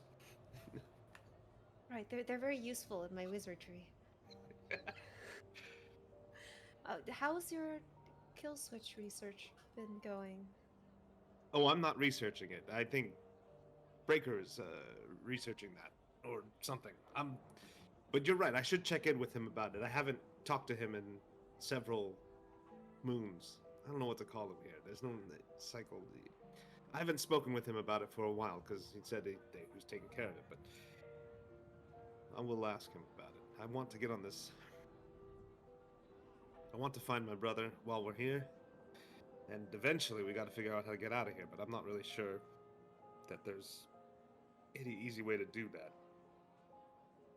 But the other time you asked, several years ago, and I said I would think about it. I was thinking about it. Mm-hmm. I do want to help, and if we, I guess I just want to help people, and I guess what the Luminous Knights are doing helps people, and going with you would also help people. People being you and your brother. Oh, what I'm saying is, I think I have the resolve, probably to go with you. Of course you do. You're Liesel. The Liesel. Well, it's not exactly like an uncommon name where I'm from. Should I add the glass to it then? The Liesel Glass. Well, yes, I'm the only Liesel Glass I know, so. Right. Excellent. Then you shall be the Liesel Glass. I, it's just, I'm a little afraid that I guess we'll die. It's always a possibility. Forever. That's always been on the table, right? But like you You said, can see Barnabas is not making a distinction between normal dying and this dying. It just all seems like the same thing to him. Right, but we can always bravely run away. Correct. So yeah, let me know how the research goes. I will. I I'll like go your with you. pin. I'd like to get a pin too. It looks nice. Oh, thank you. Maybe you can ask ask to get one. I'll ask Ward about it. He probably knows about this stuff. Probably. He won't drink beer with me, but sometimes he'll put oil in his cup and pretend it's beer for my benefit, which is pretty good. That's progress, I think. I haven't seen any of the other Warforged drink anything at all, so oil's pretty impressive. I'm not sure if he actually drinks it or if he just spills it where his face is, but I like it. That's kind of like drinking something.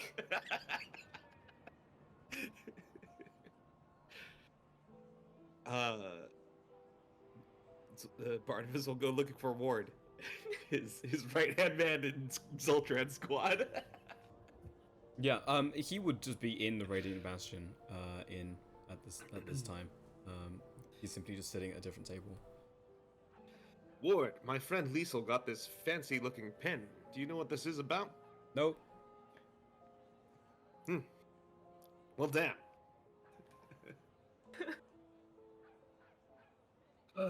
Do you know where Breaker is? I want to ask him about how everything's going with that kill switchy thing, so we can get this this expedition. So off I the can ground. kill you.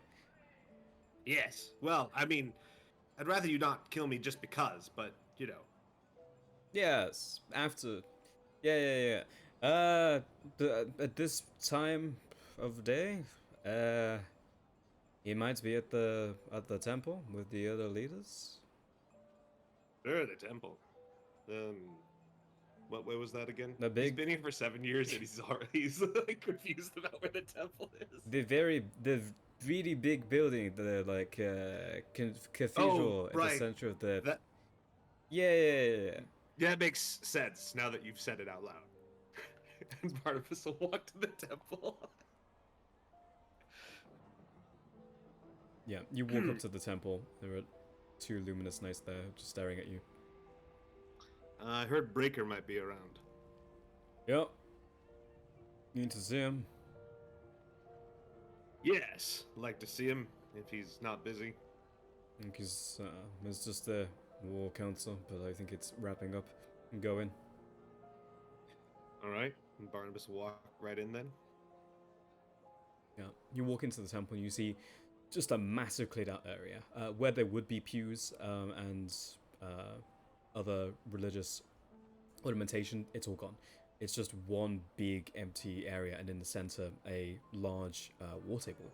And stood around it, you can see currently there is Crest, Breaker, and an individual you would know but haven't really interacted with much, Spark, who is the leader of watchtowers and lookouts. So I would know of him, but we haven't like talked that much. Yeah.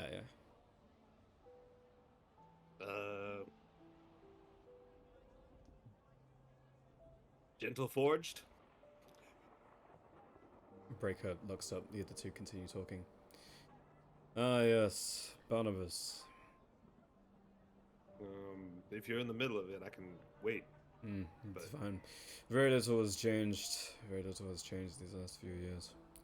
What is it?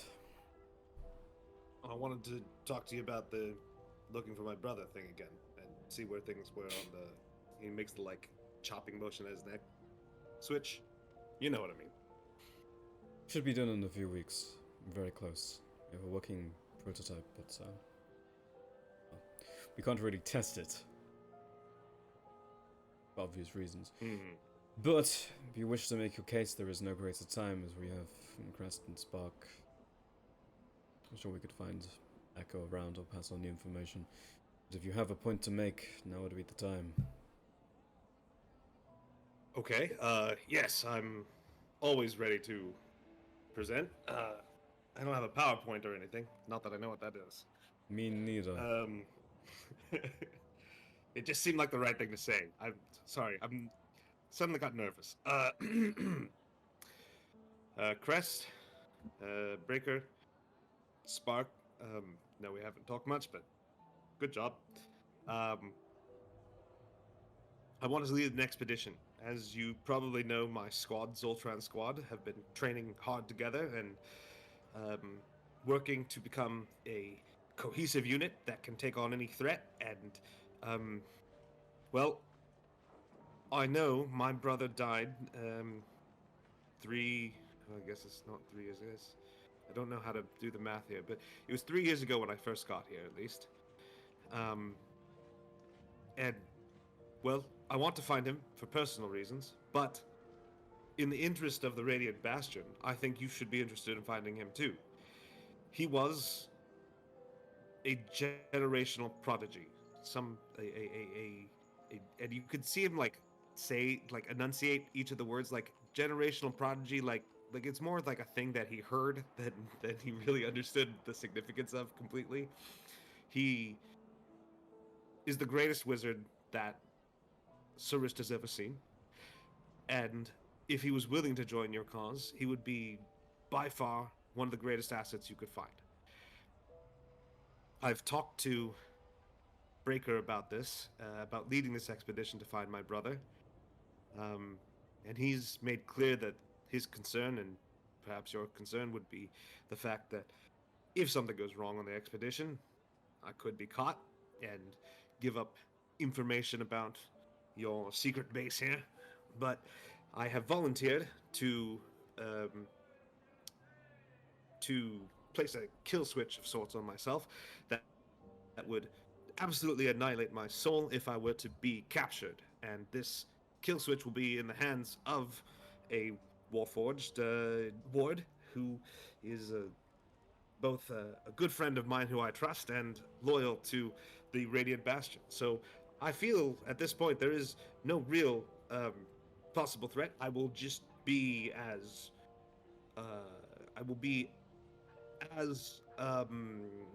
silenceable. I don't know what the right word is here. Just like your Warforged that you sent deep in a field, I will be able to be. I will not be capturable. Not that they would ever catch me anyway, but I will not be capturable. And for this reason, I would like to propose that I can take my small team of Warforged and look for my brother, again, who would be a great asset if he chose to join you, and for me would be very personally, well, it might give me some closure about things, maybe. At any rate, I appreciate you, your time and letting me talk here, and yes. Well, I didn't prepare this very well, but yeah, I've made my case, I think. Crest takes both hands off the table. You see sort of small markers indicating movements, presumably of the Progenesis forces around the Shadowfell. Sort of addresses you directly. I have no reason to doubt what you tell me. I think the leaders here at the Radiant Bastion. But if this individual is so important, and there is also the risk of you destroying your soul forever before you could even truly be of service to us, why shouldn't we just send a small group ourselves, not including you, go retrieve your brother and bring him back here if we can find him? Why do you need to go? Wait, that was an option? He looks absolutely bewildered that was a thing that could happen. Yeah. It could be. I mean, Well, of course, I would love to personally go because the glory of adventure is what I live for, but I wouldn't object to. I mean, look, if it went up to me, I would send a whole bastion after my brother, and we would find him as quickly as possible. So if you're willing to send other warforged after him, then please, I would appreciate that. I just want to see my brother. Of course, the glory of adventure doth call, and I would want to expand my horizons beyond the meager sort of my talents exceed what we have been tasked for, and my squad I have built up to be the kind of squad that can survive and fight out there. And I think our odds of success would exceed those of a group that I have not spent time preparing. But I'm also not going to turn down extra help. Make a persuasion check at advantage. You put in the legwork. You put in the time, and you have an actual setup. You have a viable setup, and you also have a contingency in place. I got an 11. No, these. Do you have meditation dice? I don't have meditation dice. He just spends all his time training. He doesn't sit and meditate or like reflect on anything. He just hits things all day, every day, and does push-ups, and then trains with the squad, and then does more push-ups. Yeah. Is there anything that you could feasibly add to that?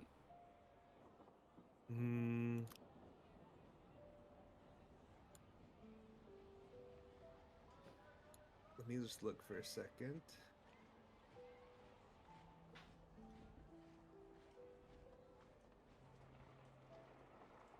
Do souls from his experience the last 7 years here, and we've freed a lot of souls from coins and stuff, do they still have objects on them? Once you free the soul, does the soul have objects on them? No. Okay. They're just like That's spirits. Help. Yeah. I just needed to check because I do have locate object, and like theoretically, if there was something on his brother that he could use to locate him, that would like potentially, like obviously it only works within 1,000 feet, but it potentially could help, with the search if that was an option. But it doesn't sound like it is.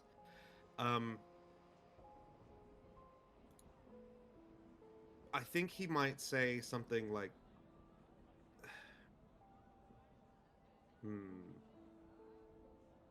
I don't know how to prove to you how valuable my brother could be to your cause. But perhaps this makes some kind of impression on someone here. And he goes through his bag and digs out the family crest and banking letter he uses to withdraw funds in the material plate. Oh. And shows them his lineage. One moment. See, they retrieve some sort of like a smooth stone from some type of like pocket. Echo, if you aren't busy, can you come to the Dawnhammer Temple? And a short moment later, there's a flash of teleportation magic as Echo arrives. You can see their arms are currently fanned out into two sets, and they're quickly pulled together. Yes. Ah. Yes, I'm familiar with this family. Didn't realize you were Saracen. Yeah, I don't bring it up very much. Look, and he quickly sort of like, as soon as they let him, he'll shuffle the papers away and stick them at the bottom of his bag where it's hard to find. So when I say he's an exceptional talent, you understand it's beyond just normal exception. If they were a generational talent in Surist, and for the governing body of Surist and the university to have decided that he was a multi-generational talent and deserving of the backing that you're saying, and you are what, a mage hill of the Saxon Gothica family, Yes, yes, yes. Not so loud. who's going to hear here? I don't. Yes, all that. Then this could be a major asset to his crest. But say we leave all of this, and it does indeed sound like there is an element of truth. Let's say this is the best asset that we ever find.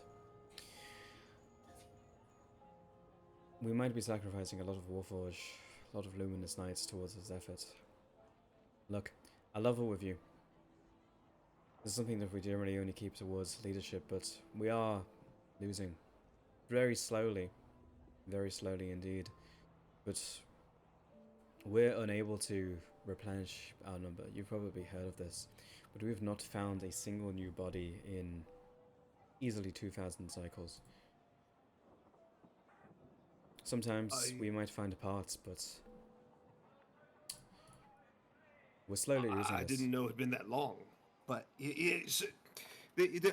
I had been thinking of the wall, and that my brother might be able to help figure out how that thing works. But maybe he could help you with that, making more Warforged thing too. I don't know. It's my brother was the smartest person I ever knew, so I don't. I feel like he could do anything you asked him to do.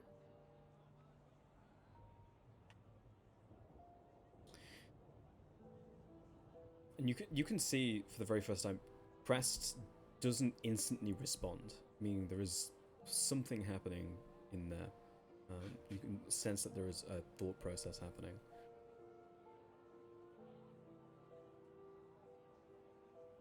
This opportunity hasn't come up in a very long time.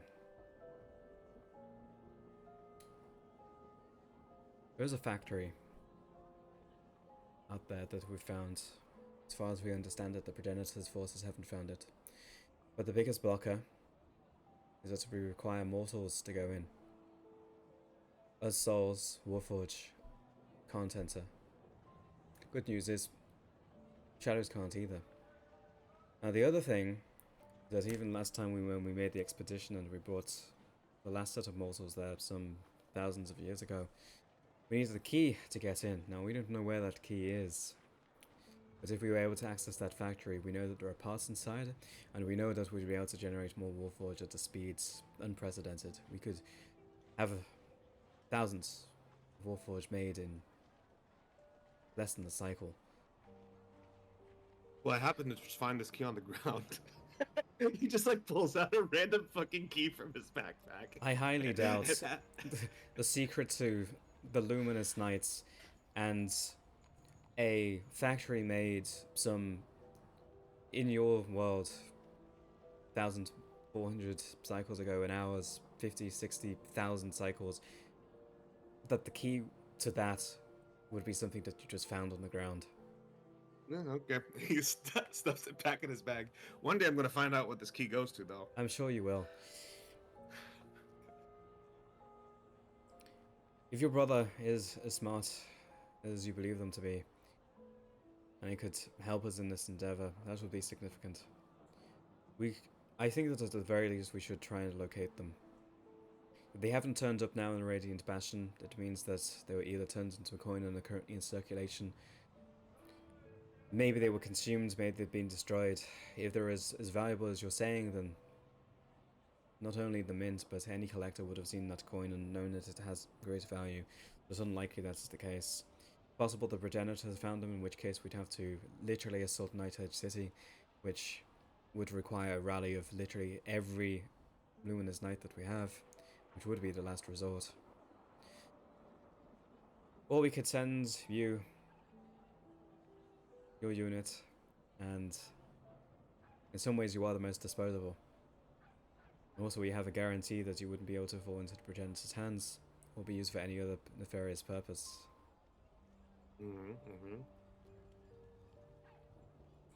Rest turns to the rest of the council.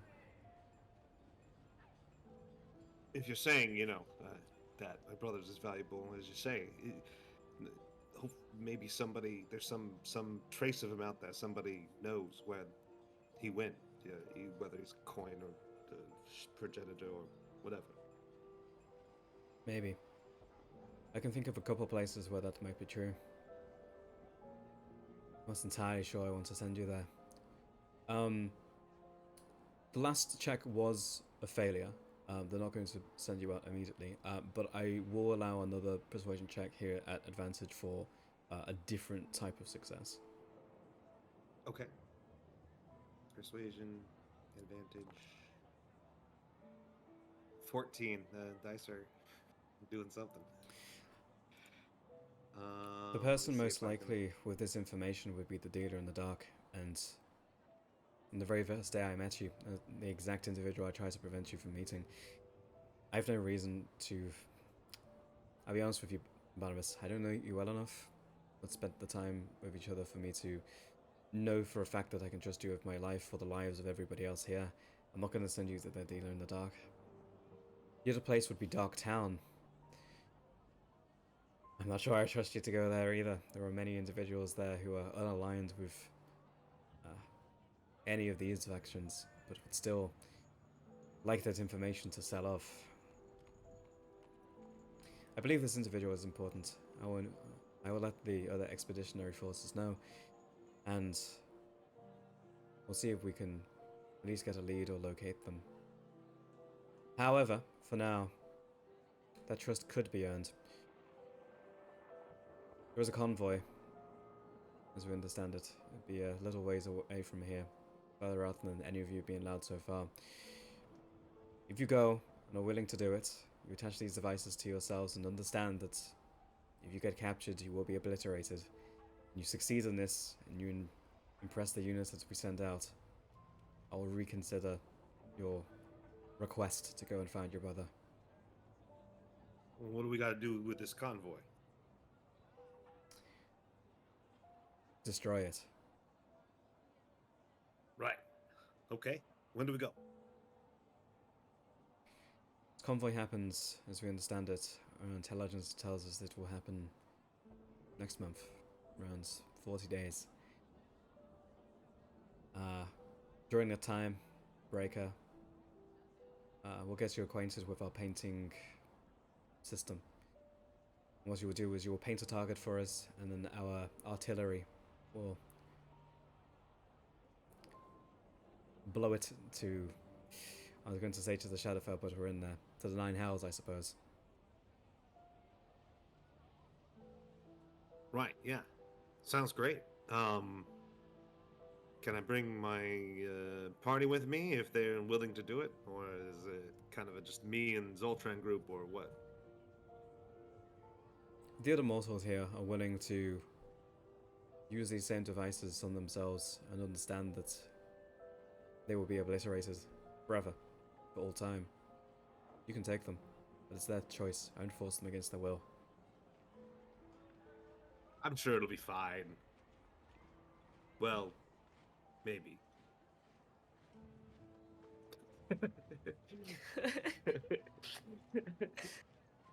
I mean, but Zoltran Squad can come with me, right? Yeah, when you die, you die. What's the... Darius is trying to explain the difference several times over the years to him, and he's just like, not listened. As I understand it, they're as well trained as any other squad that we send out. We can send them in as long-range backup. We'll have you go in close range, have you paint the targets. The rest of your units can stand a mile out, use them as long-range support, and artillery will take care of the rest. Is this good with you, Breaker? Echo. Great. Echo pipes up. Before we commit to this, I would prefer if Liesel Glass were not part of this expedition. There's still much research that I would like to conduct before this cycle is through.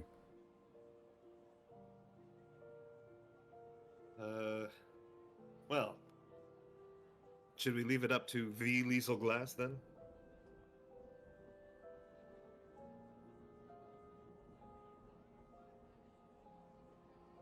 The whole room, every leader, Barnabas, will just stare at Liesel. She's in this conversation. Weren't you? Because maybe you came in with Echo or something. I I don't think she was here at the beginning. But... Oh, really? I was under the assumption that, like, when you were in the Radiant Bastion and you were having a conversation, Liesel was, like, there at the conversation when you spoke to Ward, and then you walked over to the temple together. That's what I thought. Oh, in theory, Liesel could have come along with... I mean, she could have, yeah. So, I thought that she didn't, but I think she could have just come along. And I didn't realize that you'd left her behind. I didn't know whether I had left her behind, so because she didn't speak up this whole time, I figured she wasn't there. I thought he was just like, oh, well, that's great, Liesel. I'm going to go talk to my buddy now. And she's like, okay. Right. I mean, Barnabas would not have stopped her from coming along at any stage here, so if Liesel wants to have come along, yeah. Let's say she came along. Oh, I think this research is important, Echo, and I want to know what's going on with me, but I want to help Barnabas as well. He's helped me a lot. Tell you what, Echo. I'll take Liesel on this expedition, and when we get back, I will help you both with the research. Fair trade? I would rather you didn't. Why not?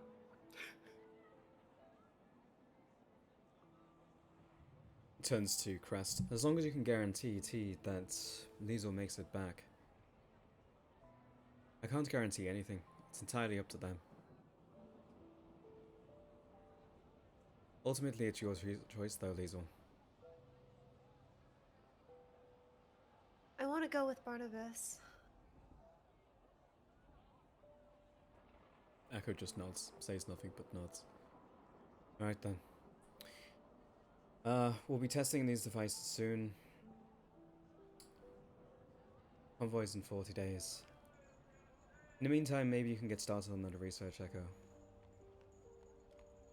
Good. Well, I think we're done here for today. Speak to you all shortly. Rest marches out of the temple, and the council disperses. And break. Like, already gone. Absolutely. Right. The Liesel Glass and the Barnabas Zoltran working together. It'll be good after all these years to get out and do some real testing of our limits, yeah? Well, I think we should try to play it safe and make sure we come back alive. Of course, we can always bravely run away. What about Darius? You think Darius will come? I think he could be convinced. I mean, it's nice to have, you know, your soul and all of that, but yes, let us convince Darius to do something where his soul might be endangered. just what good is it, you know, if you don't have your friends? Absolutely. So who knows, you know, I've a hard time seeing the Darius of 7 cycles ago going along with it. I don't know, maybe Darius will change in 7 cycles, but for some reason I feel like this would not normally fly. But you meant it, right? When we're back, you'll help with the research? Of course. Alright, so let's do this and we'll all come back in one piece. Yes. All of us in our own separate pieces.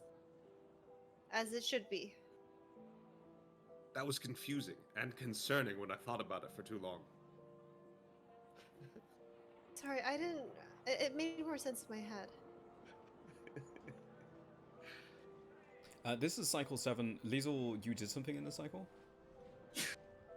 This was the cycle that I got the blessing successfully, because Right. it was the third one, yeah. And then Barnabas, you got your feat this cycle, right? Yes. Barnabas got Heavy Armor Master this Okay. cycle. Okay. If you would like to, the only thing to really wrap up during this time is if you want to go talk to Echo Diesel about the sort of like preliminary, and what it will give you is just like an overview of what you could potentially achieve with Echo if you return. Yeah, she would do that. I'd like to do that. Yeah, you effectively learn that like Echo is basically the perfect individual for your situation. They were a researcher and an archmage specifically in evocation, and there seems to be a significant evocation element to your paradigm weapon. Um, Spending an extended period of time with them will result in 4 points, and because they are Shh. literally the perfect person, you could spend an additional length of time equal to that and earn another 2 points for a total of 6. All right, we have to come back alive, guys. The I mean, alternative here is pushing back a time in which you help the Luminous Knights another cycle and getting this done now, but it will delay Barnabas being able to find his brother for a cycle. No, we can find his brother. Easy peasy. easy. First try. But obviously, it means that going out on this test expedition means you will not have access to those points. Yeah, that's fine. I think we can do it, right, gamers? I have no idea. I don't know what we're walking into. I assume though that in the next 40 days before we do it, that we would be briefed on the artillery stuff and probably the more of the specifics of what we're getting into, and Barnabas would have a chance to talk to Ward and prep with the team about how we're doing it. They're gonna like be the support group while our group goes in and does whatever, and you know, or Barnabas goes in. Good. I guess he's been dead for a while, but you never know what if his soul's just hanging out there. We need to. I mean, all sorts of things could be true. We just don't know. But I think that he could be a valuable soul. Also, Barnabas, and I don't know if it's true or not, but Barnabas believes his brother's so capable that he might not even be a coin, or with the progenitors, he might have just figured out something all on his own. He's not here in the Shadowfell. He just fucking went back. Not that he went back necessarily, but like he might be not aligned with any group. He might just be. This is. I'm not saying this is like what could have actually happened, but in Barnabas's head, that's how good his brother is. I mean, Lisa would believe it. She just takes everything Barnabas says at face value. And maybe it's true, but I have no idea. Barnabas thinks that his brother could literally do anything. So That's very sweet. Yeah, as part of your preparation over the next 40 days, I'm going to go ahead and share the Luminous Knight tactic tokens with you.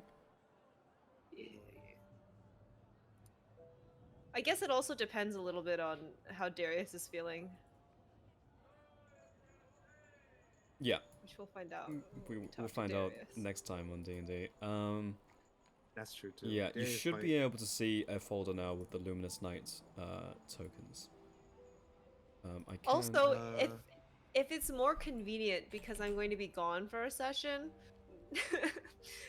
please will just stay behind. For convenience sake. I feel like she could do it either way. I don't think it's super out of character for her to decide any direction. Yeah, I think it could probably. Okay.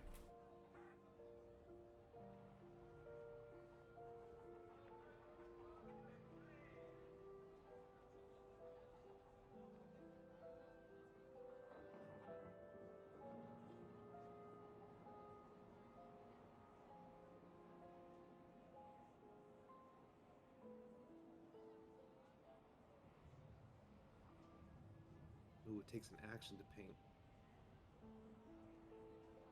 Free action for the snipe one.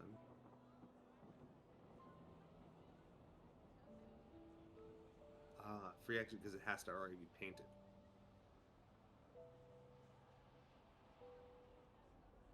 These are cool.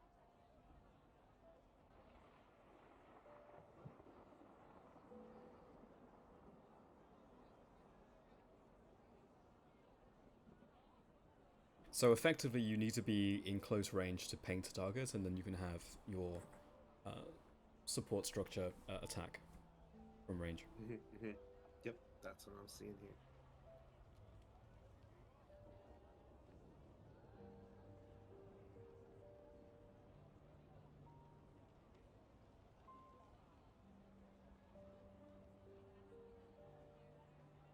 Also, you don't want to be next to it when the artillery hits. It looks like Presumably. Snipe, you can do it.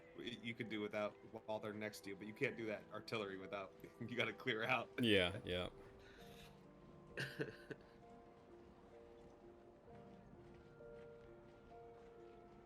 Cool.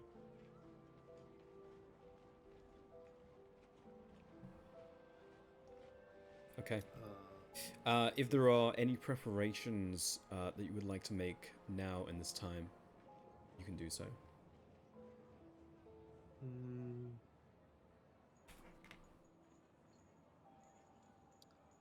Can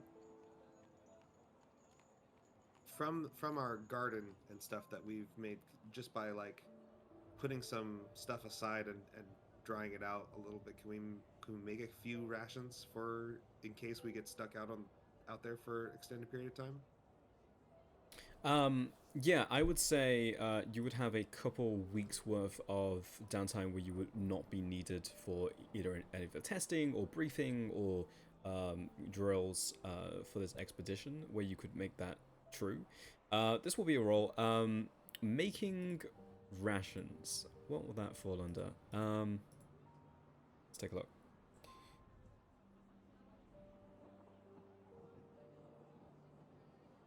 Weirdly, I feel like there's probably a place for medicine here. But there is certainly not a make ration skill. I don't have a cooking skill, so I don't think I can like add Just that do it. to it. Yeah.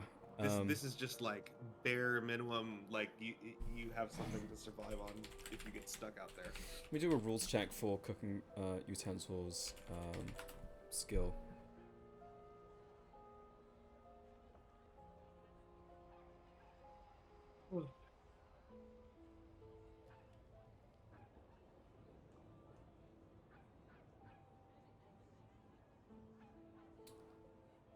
Trying to find the rules as written because it's absolutely insane. This forum post is trying to argue strength. What? Why would Barnabas that would be? take it.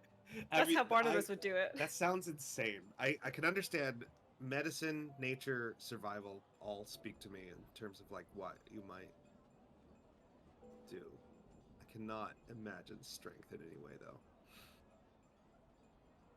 You have to push really hard to pack all of that food into a little brick. That's not rations. It's just about drying it out without, successfully so that it doesn't go bad. You're just like trying to make it so it will last on the road. Make hardtack and stuff. Making protein bricks out here. There doesn't seem to be like a raw ruling. I hate literally all of these interpretations that I'm reading. I think I think it has to be intelligence. It's intelligence to understand the literal mechanics of making dried food and making sure that you don't poison yourself. So I'm going to call for an intelligence check, 1d20 plus intelligence. I don't have proficiency in it, but I feel like that you're saying nature. I'm saying it's not a skill. I'm saying it's just a intelligence check. All right. I was gonna say, could I help? Because this isn't an intelligence thing, but I have proficiency in like survival, so maybe. Wait, do I? No, I don't. Sorry, I lied. I don't even have the proficiency. I do have proficiency in survival, but you know what? In some ways, this makes sense because Barnabas is immune to to disease. So, like, if he makes bad rations and eats them, he's probably okay. Literally doesn't matter. Yeah. Question is, do I make rations? Or does he look at them and go, well, these aren't edible? Yeah, I think I think what you get done is half of the proper rations that you probably would be able to make, so we'll call it 15. And they are not food safe. You will be able to eat them and use them normally, but no one else will. It's fucking amazing. Exciting. Great. I love it. I need to add unsafe rations to my backpack. Not FDA approved rations. Yeah. Shelf unstable.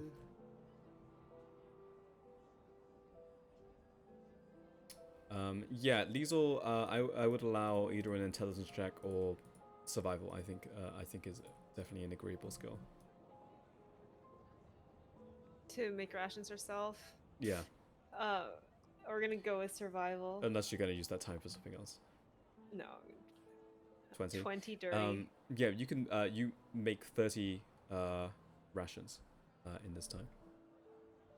All right, you know what? Actually, she can't tell that Barnabas is rations. Don't look food safe.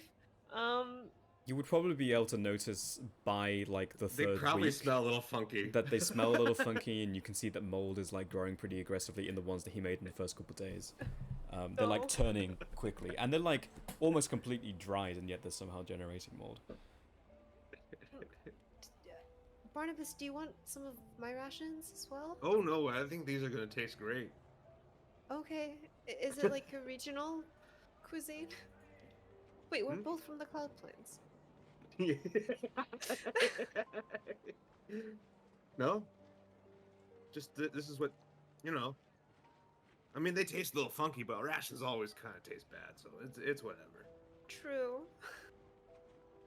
They can taste good. Here, you know what? Just take one of mine. Here, I'm putting them in. This is what they look like in my. She'll offer Barnabas one just because he's just like, rations always taste bad, and she's like, that's not true. Sometimes they taste fine if you. Oh, it tastes the same to me. Okay. Well, I guess you can. I'll ask Darius if he wants any then. Hey. She will leave Barnabas to his rations. Being a paladin, man.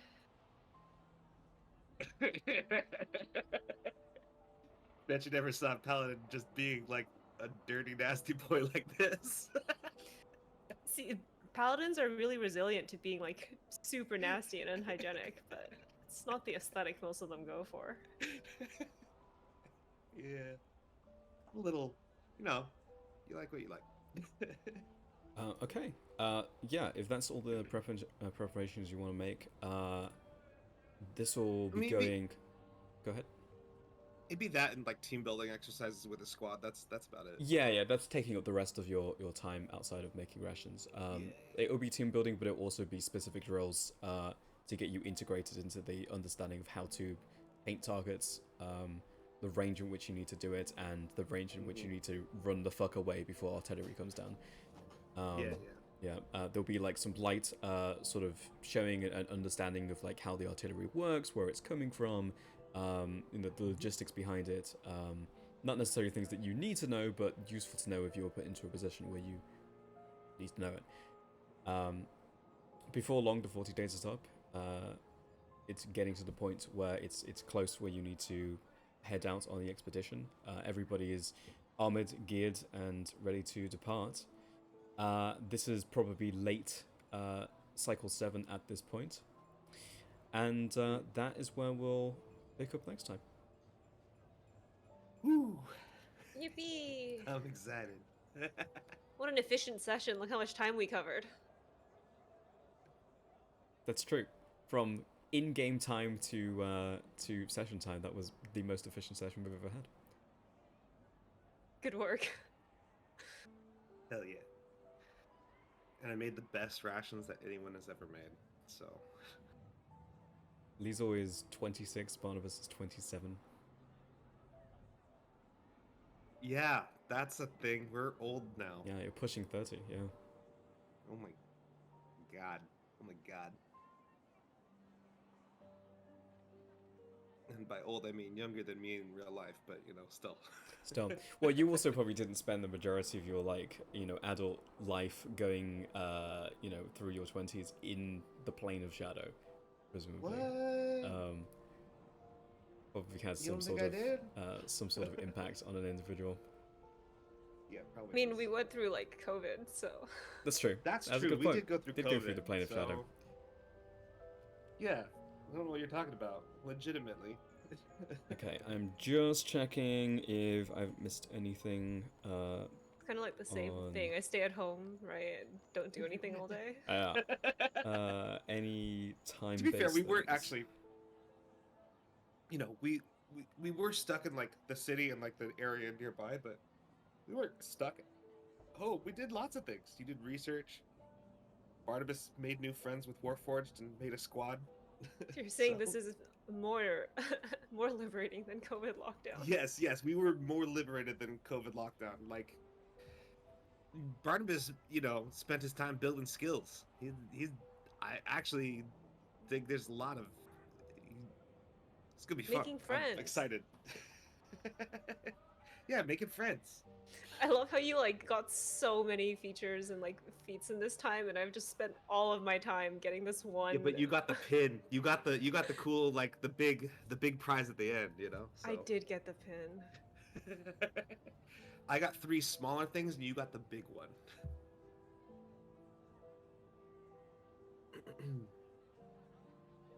Yeah. Not yet is the answer to my question. Okay, wonderful. Well, we will not be here next week. We're taking a week break, but we will be here the week after with our new player. Frey will not be here, and then the week after we'll have everybody. Very cool. All right. Yeah, good 7 years. Fantastic. We'll see you in 2 weeks. Good night. Thanks for watching. Bye. Good night.